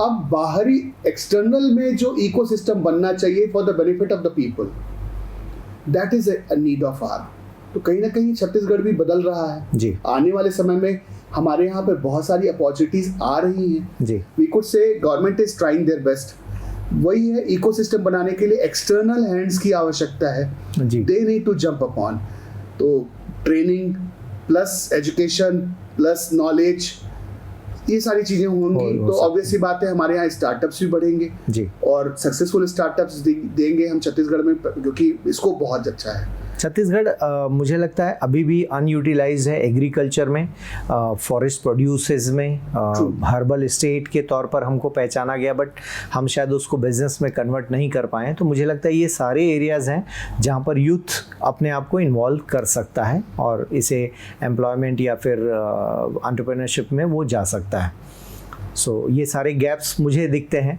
जहाँ पर लोगों को आगे आना चाहिए आई ट्रूली बिलीव कि अभी भी हमारे यहाँ के युवाओं को रिस्क एपेटाइट बढ़ाने की आवश्यकता है जी रिस्क एपेटाइट के साथ में patience is one more need of hour and the planning ये कुछ चीजें हैं अगर हम इम्प्लीमेंटेशन में लेकर के आए क्वाइट ऑब्वियस हमारे पास में स्कोप हर जगह हमेशा होता है जी always there will be scope तो है हाँ एक और एग्जांपल है लाइक आईटी में कोई भी एस्टेब्लिश नहीं हो पाया है विद गुड नेम्स कि छत्तीसगढ़ में ये आईटी कंपनी है जो जिसकी परफॉर्मेंस लगातार कंसिस्टेंट है जो सर्विस दे रहा हो मतलब शॉर्टकट्स एक बड़ा चैलेंज एरिया मुझे लगता है तो स्टिल एनआईटी है हमारे पास ट्रिपल आईटी है आईआईटी है ये सारी चीज़ें उसके बावजूद भी आप देखेंगे आईटी फर्म्स आज भी हमारे छत्तीसगढ़ के ग्रोन आईटी फर्म्स वैसे प्लेटफॉर्म्स नाम में नहीं दिखते हैं होंगे हिडन तौर पे काम कर रहे हैं बट ब्रांड के तौर पर कोई दिखाई नहीं देता इसका क्या रीज़न लगता है आपको इससे मैं तुरंत कनेक्ट किया मेरे गुरुजी हमेशा बोलते हैं कि vision short term and the long term जी आपका जो शॉर्ट टर्म विजन होगा ना अगर आप उस पर फोकस रखोगे तो उसी समय मिलेगा जी if you have a long term vision that will make a impact उस लॉन्ग टर्म विजन को पहले बनाओ जी देन उसको break into small pieces then आपके शॉर्ट टर्म विजन्स बनते हैं हम लोग यहाँ पर उल्टा करते हैं हमने आज एक कंपनी खोली आज मैं कितना पैसा कमा लूं शॉर्टकट्स शॉर्ट टर्म हम शॉर्ट टर्म में फोकस करना शुरू करते हैं जी तो जब हम शॉर्ट टर्म में फोकस करना शुरू करते हैं हम 3 साल 5 साल 7 साल 10 साल 20 साल की कभी सोच लेकर के आते आप सोच करके देखिए कि आपका व्यापार अगले 20 साल में किस जगह होगा 10 साल में किस जगह में होगा किस स्थिति में होगा परिस्थिति में होगा देन उसके अकॉर्डिंगली अगर आप प्लानिंग करेंगे तो आज का आपका रूटीन आपको मिल जाएगा लेकिन हम क्या सोचते हैं आज में मेरी डेली आज की जरूरत क्या है आज मैं घर से निकला हूं मुझे 10,000 रुपए की आवश्यकता है जी तो मैं 10,000 रुपए कैसे कमा सकता हूं this is my short term vision तो अगर मैं 10,000 कमाने की सोचूंगा तो 10,000 करोड़ कमाने की कभी नहीं सोच पाऊंगा ठीक बात है और अगर मैं 10,000 करोड़ कमाने की सोच रहा हूं तो 10,000 रुपए तो बाय डिफॉल्ट आ जाएंगे बहुत बढ़िया it's a vision how we change our perspective हम अपने विजन को अगर बदलेंगे बाय डिफॉल्ट चीजें बदल जाएंगी एक्शंस भी हमारे एक्शंस चेंज होंगे हमारी प्लानिंग चेंज हो जाएगी हमारे एग्जीक्यूशंस चेंज हो जाएंगे हमारा रिव्यू सिस्टम चेंज हो जाएगा सारी चीजें बदल जाएंगी हमारी very nice so it is need of the hour कि हम अपना विजन को लॉन्ग करें बड़ा करें थोड़ा वाइड एंगल में हम देखना शुरू करें रेदर एक टेलीस्कोप से छोटे पार्ट में देख रहे हैं ये इसको सक्सेस कर लिया हाँ उसको तोड़ने की जरूरत है long term vision must be broken into parts and pieces and you should celebrate मेरा एक सिस्टम है when you succeed celebrate when you fail celebrate मतलब यादगार होना चाहिए सेलिब्रेशन फेलियर का सेलिब्रेशन कैसा होना चाहिए you should punish yourself ताकि लर्निंग्स हमारी आगे हों और अगर आपने लर्निंग नहीं अपनी इंक्लूड की है आपको नेचुरली वहां पर अगर आपको अपने आप को अपने पेन नहीं दिया है जी अगर मुझे आई एम अ फूडी गाई अगर मुझे कोई भी चीज अगर इम्प्लीमेंटेशन में नहीं होता मैं उसे खाना नहीं खाता हूँ I punish myself very nice तो अगर मैं पनिश अपने आप को कर रहा हूँ तो मुझे नेक्स्ट डे के लिए ये रहता है कि भाई साहब मेरे को ये टास्क कंप्लीट करना है अगर ये टास्क कंप्लीट नहीं होगा till then I would not have my lunch or I will not have my dinner. Very nice. तो ये पनिशमेंट हमने लगा रखा हुआ, तो सेल्फ इकोसिस्टम मैंने बना रखा हुआ है। बहुत बढ़िया। तो ये इकोसिस्टम हमें कोई और देश से बेहतर है, हम खुद अगर इम्प्लीमेंट करेंगे जी, we will succeed for the sure. Long term vision की तरफ में हम आज अगर मुझे डोंगरगढ़ में अगर सीढ़ियां चढ़ करके ऊपर में दर्शन करने जाना है जी, so you would have to start from your first step very nice. And step by step you need to go up. Directly you can't jump up to ऊपर में जा करके दर्शन करके सीधा आ जाओ जी, it is impossible we are talking about. हाँ, आप ले सकते हो, रोपवे ले सकते हो, that's a different thing, but ropeway will also move inch by inch, centimetre bye centimetre. It will not just directly यहाँ से उठे और वहाँ लैंड हो गए, बिल्कुल नहीं, पॉसिबल नहीं, वो पॉसिबल ही नहीं है। जी। आज का युवा हमारा कहीं ना कहीं इसी मामले में जाकर के अटक जाता है, जो स्टेप बाय वो पेशेंस की रिक्वायरमेंट है, जी जी, प्लानिंग की रिक्वायरमेंट है, और हमने सही स्टेप रखे हैं कि नहीं रखे हैं वो भी हमें रिव्यू करने की जरूरत है। बहुत बढ़िया। सर, लंबा समय आपका JCI से भी आप जुड़े रहे हैं, तो मैं समझना चाहूँगा कि ये जुड़ाव कैसा है और किस तरह का ये प्लेटफॉर्म है। काफ़ी सारे यूथ कनेक्टेड हैं, आपको लोग सुनते भी हैं वहाँ पर, सो ये थोड़ा मैं समझना चाहूँगा इसके बारे में। आई वुड से मेरी लाइफ से अगर JCI हटा दोगे तो आई वुड से कि मेरी लाइफ में मैं ब्लाइंड हो जाऊँगा। Great. JCI has given me eyes. Okay. JCI has given me words. JCI has given me a different capacity of hearing. JCI के बारे में अगर मैं बात करूं तो जूनियर चैम्बर इंटरनेशनल जी, 13 अक्टूबर 1915 को इसकी शुरुआत हुई थी। हेनरी ग्रिजनबेयर इसके जो संस्थापक हैं, अभी 13 तारीख को हम लोग 110 वर्ष कंप्लीट कर चुके हुए हैं। It has been existing in more than 125 countries. Great. 110 वर्षों से 125 देशों में केवल एक काम कर रहा है जी, युवाओं के लिए काम कर रहा है, वो भी व्यक्तित्व विकास के ऊपर में। बहुत बढ़िया। क्योंकि इस संस्था का ये मानना है कि हम सुधरेंगे तो जग सुधरेगा। सुधार की जरूरत, आवश्यकता सबसे पहले हमारे अंदर में जी। हम अगर अपने आप में सुधार करते हैं तब तो हम परिवार में, व्यापार में, समाज में वो सुधार को हम ला पाएंगे जी। तो हम पहले अपने आप में क्या क्या सुधार का स्कोप है, और ये एक चलता फिरता विश्वविद्यालय है। बहुत बढ़िया। ये कहीं यहाँ पर कोई डिग्री नहीं मिलती, यहाँ कोई सर्टिफिकेट नहीं दिए जाते कि आपने ये अचीव किया जी। यहाँ पर आपने खुद को ही लर्निंग में डालना है जी। आपने खुद को ही सीखना है, आपको खुद को ही इम्प्लीमेंट करना है और आगे बढ़ना है।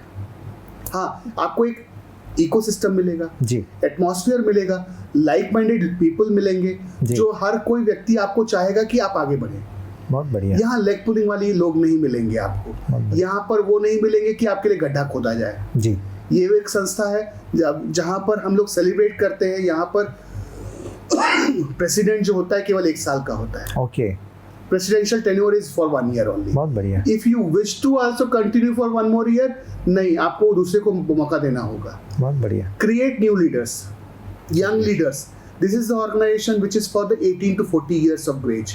जो 18 से 40 साल के युवा होते हैं वही लर्निंग फेज में होते हैं, उनको ही सबसे ज्यादा लर्निंग की आवश्यकता होती है। तो केवल वही कनेक्ट कर सकते हैं? हाँ, आप एक बार जुड़ गए तो उसके बाद में life time till you breath Okay. you can continue as long as you are interested to stay connected with this organization.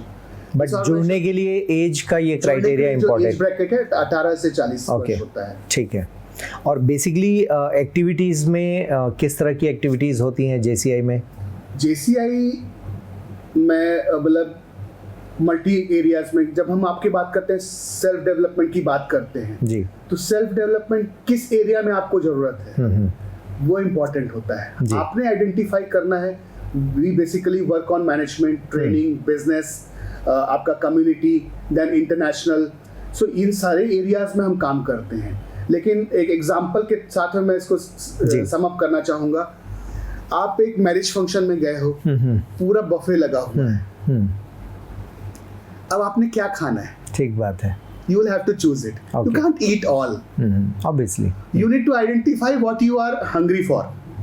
Okay. आपकी भूख किस चीज की है जी, और उस भूख के अकॉर्डिंगली आपको कितना क्या क्या रिफिल कर सकता है जी। अकॉर्डिंगली आपकी जरूरत ये थी, आपने उस जरूरत के अनुसार में अपने आप को उतना फीड किया जी, and once you are satisfied, good, so ये बिजनेस नेटवर्क जैसा काम नहीं करता, लाइक BNI की हम बात करते हैं तो वैसा JCI नहीं है? सर हमारा बिजनेस एरिया का एक प्रोग्राम है जिसको हम लोग बोलते हैं JC's chamber of commerce, JCOM, लेकिन हम बिजनेस ग्रोथ ऑर्गेनाइजेशन है। मार्केट में बिजनेस के बहुत सारे नेटवर्किंग ऑर्गेनाइजेशंस हैं एंड उसमें लीडिंग आपने नाम लिया BNI, they are all doing very good in the market. JCOM का ऑब्जेक्टिव बेसिकली हमारे JC मेंबर्स और JAC जो हमारा 40 वर्ष से ऊपर के लोग सदस्य होते हैं और जो हमें JCI को रीज्वाइन कर सकते हैं वो JCI के एलुमनी क्लब को ज्वाइन कर सकते हैं। And JCOM is only given for the JC and JAC members to support their business and this is the only organization which works upon business growth organization. Got it. This is not a networking organization. Got it. This is a business growth organization. तो growth, हर व्यक्ति का parameter of growth is different. किसी को growth चाहिए होता है 10,000 रुपए से 20,000 में पहुंचना है जी। किसी को ग्रोथ चाहिए होता है 1 मकान से 2 मकान में पहुंचना है। किसी को ग्रोथ चाहिए होता है एक बिजनेस की 1 यूनिट से 2 यूनिट में पहुंच जाओ। किसी की स्कोप होता है कि मेरे पास में 1000 मैन पावर है, उसको मैं 1,500 मैन पावर में लेके जाऊं। सो हर व्यक्ति का अपना अपना ग्रोथ का पैरामीटर डिफरेंट होता है। तो हम यहाँ पर ग्रोथ पे काम करते हैं, ना केवल नेटवर्किंग में। नेटवर्किंग तो इसका एक पार्ट है ही जी, लेकिन हम ग्रोथ पे फोकस करते हैं। बहुत बढ़िया सर। इस पूरे डिस्कशन में मैंने पाया कि आप अलग अलग जगह पर काफ़ी बढ़िया सोच रखते हैं और आपकी स्टडीज़ भी हैं। सो ओवरऑल आप अपने आप को कैसे देखते हैं? आप ऑलरेडी इतना अनुभव रखते हैं, सो आपकी फ्यूचर प्लानिंग क्या कहती है? आई मीन ये लीगल वाला प्रोफेशन ही आपके लिए होल लाइफ काम करेगा या फिर कुछ और भी बास्केट्स में दिखाई देते हैं? Sir, law is my bread and butter. Okay. And it's my focus area. जी. Definitely I'm going to be focused upon this. And as rightly mentioned by you, law firm is my hope and scope Very nice. for the future. मैंने planning की हुई है उसके लिए और काम भी चल रहा है। Definitely we want to have one leading law firm in Chhattisgarh and Raipur. Great. Definitely, as I'm been assisting my wife as well, तो मैं चाहूँगा कि मैं ही अकेला ग्रो ना करूँ, मेरी वाइफ भी ग्रो करे। Very nice. तो उसको भी असिस्ट करूँगा जितना बेस्ट हो सके। उसका होम्योपैथी का प्लेटफॉर्म, जितना अधिक से अधिक होम्योपैथिक डॉक्टर्स को हम बेनिफिट पहुँचवा पाए उसके माध्यम से, तो उस पर भी काम करेंगे। अभी वो बिजनेस किस ब्रांड नेम से रन कर रहा है homeopathy? My wife is homeopathic doctor, she is having a brand angel homeo care. Okay, very nice. Angel मेरी बड़ी बेटी का नाम है, तो उसी के नाम पे ही क्लिनिक रखी हुई है। बहुत बढ़िया। और हम लोग अभी एक प्लेटफॉर्म लेकर के आ रहे हैं, online consultation platform, which will be for all the homeopaths across India. Very nice. कोई भी होम्योपैथिक डॉक्टर अगर उसमें कंसल्टेशन देना चाहता है जी, तो वो ज्वाइन कर सकता है। That's a thought of maybe of my मतलब मेरा कहना चाहिए मेरी वाइफ की एक सोच थी कि हम होम्योपैथ्स के लिए कुछ कर सके और होम्योपैथ्स को ऐसा कोई प्लेटफॉर्म प्रोवाइड करवा सके जिसके माध्यम से सारे होम्योपैथ्स घर बैठे बैठे, कोविड ने कहीं ना कहीं हमें सबको बहुत कुछ सिखाया है। ठीक बात है। तो वो कंसल्टेशन भी हो जाए, प्लस पेशेंट्स भी, पेशेंट्स के पास में एक वाइड रेंज ऑफ डॉक्टर्स रहेगा। They can choose and select which doctor is suitable for them, to their budget, to their experiences, to their knowledge. Accordingly they can choose and select their doctors and then get the consultation sitting in their home. जी, मतलब घर बैठे बैठे उनको consultation भी मिल जाए, दवाइयाँ भी उनके डोर स्टेप पे मिल जाए। So it's a platform which will give a win-win situation for homeopathic doctors, patients and the medicine suppliers, vendors. So we'll be working like एक facilitators की तरह से हम लोग काम करना चाह रहे हैं। बहुत बढ़िया। That was a thought of my wife, so we'll be launching that app as well in the market. बहुत बढ़िया, great sir. So ढेर सारी शुभकामनाएं उस ऐप के लिए। Thank you sir. एक लास्ट, जो युवा लॉ फील्ड में एंट्री लेना चाहता है तो उसके लिए एंट्री पॉइंट्स कैसे काम करते हैं? स्टेप बाय स्टेप यदि हम समझना चाहें कि सपोज वो लॉ में ग्रेजुएट हो गया, देन उसके पास क्या क्या ऑप्शंस हैं? बेस्ट थिंग लॉ में उसके लिए ऑप्शंस की अगर हम लोग बात करते हैं तो सबसे पहले तो उसको जाना कहाँ है। ठीक है, अगर वो जुडिशियल सिस्टम में जाना चाहता है, जुडिशियल सिस्टम में जाना चाहता है और वो भी आपके लोअर कोर्ट से स्टार्ट करना चाहता है जी, then he should must work in आपके लोअर कोर्ट में, डिस्ट्रिक्ट कोर्ट्स में ज्वाइन करके वहाँ पर किसी सीनियर को ज्वाइन करना चाहिए और उसको प्रैक्टिस करना चाहिए जी। Because as a mandate now 3 साल की उसकी प्रैक्टिस मैंडेटरी है। ठीक है। अब वो 3 साल की प्रैक्टिस जज का एग्जाम देने के लिए। जी हाँ जी, एग्जाम अपीयर होने के लिए। तो जब आपको 3 साल की प्रैक्टिस मैंडेटरी की गई है जी, what you need to learn here, not only drafting, not only मतलब कि आपके केवल बाबूगिरी वाले काम ही नहीं सीखने हैं जी, आपको कैसे आर्ग्यू करना है अपना पक्ष।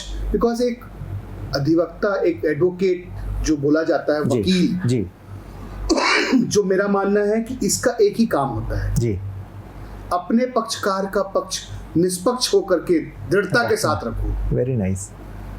This is what is a job and an advocate. So once you learn, this 3 years of scope has been given.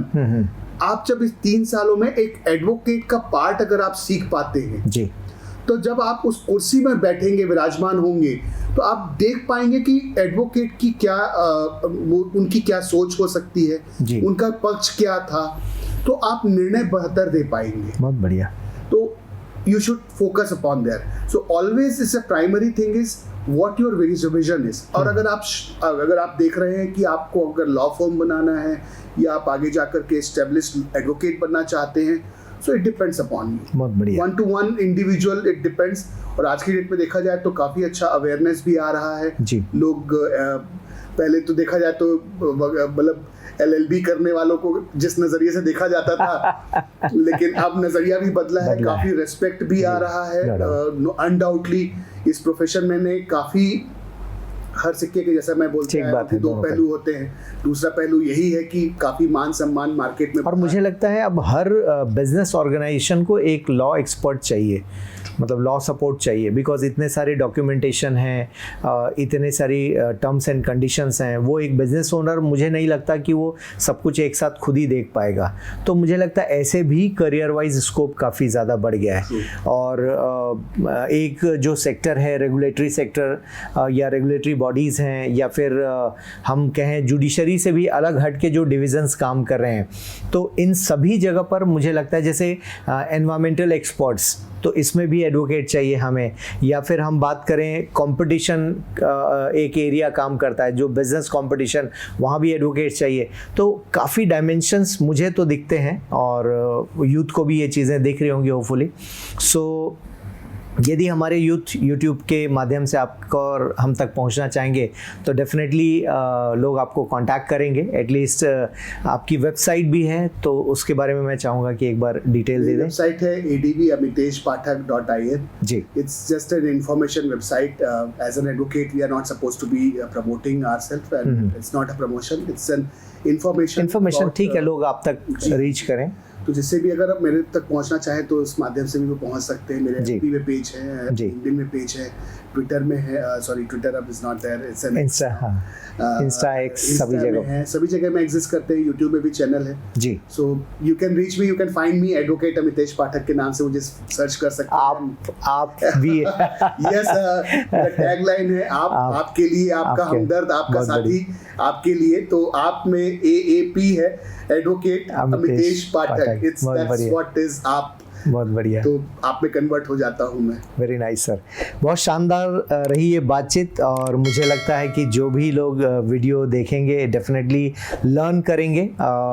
सब कुछ एक दिन में नहीं सिखाया जा सकता, बट हाँ लोगों के कमेंट्स होंगे तो हम और आपसे बातचीत करना चाहेंगे दोबारा। और बहुत अच्छा रहा ये सफ़र, आज घंटे 1.5 घंटे की बातचीत में मुझे लगता है कि कोर जो आपने दिया, यदि मैं उनको समराइज़ करना चाहूँ तो एक लॉ प्रॉस्पेक्ट पे हमने काफ़ी बढ़िया डिस्कशन किया। स्टार्टअप पर जो आपने कहा कि रिसर्च और होमवर्क विदाउट प्लानिंग जो काम करना, और मेंटोर एक चाहिए, और खुद के ऊपर हम कितना काम करते हैं। फिर JCI के थ्रू एक यूथ को एक प्लेटफॉर्म की जो बातचीत है, इन 3 एरियाज़ पर हमने फोकस किया। मुझे लगता है कि जो भी हमारे दर्शक हैं वो इनसे बहुत कुछ निकालेंगे और हमने काफ़ी लंबा डिस्कशन किया। सर जाते जाते फाइनली आपके सजेशंस यूथ के लिए कुछ हैं तो ज़रूर मैं सुनना चाहूँगा। Just one word. Yes sir. मेरा जो बेस्ट कोटेशन है, mark your mark. Very nice, बहुत बढ़िया। Thank you very much sir. Thank you sir, thank you very much.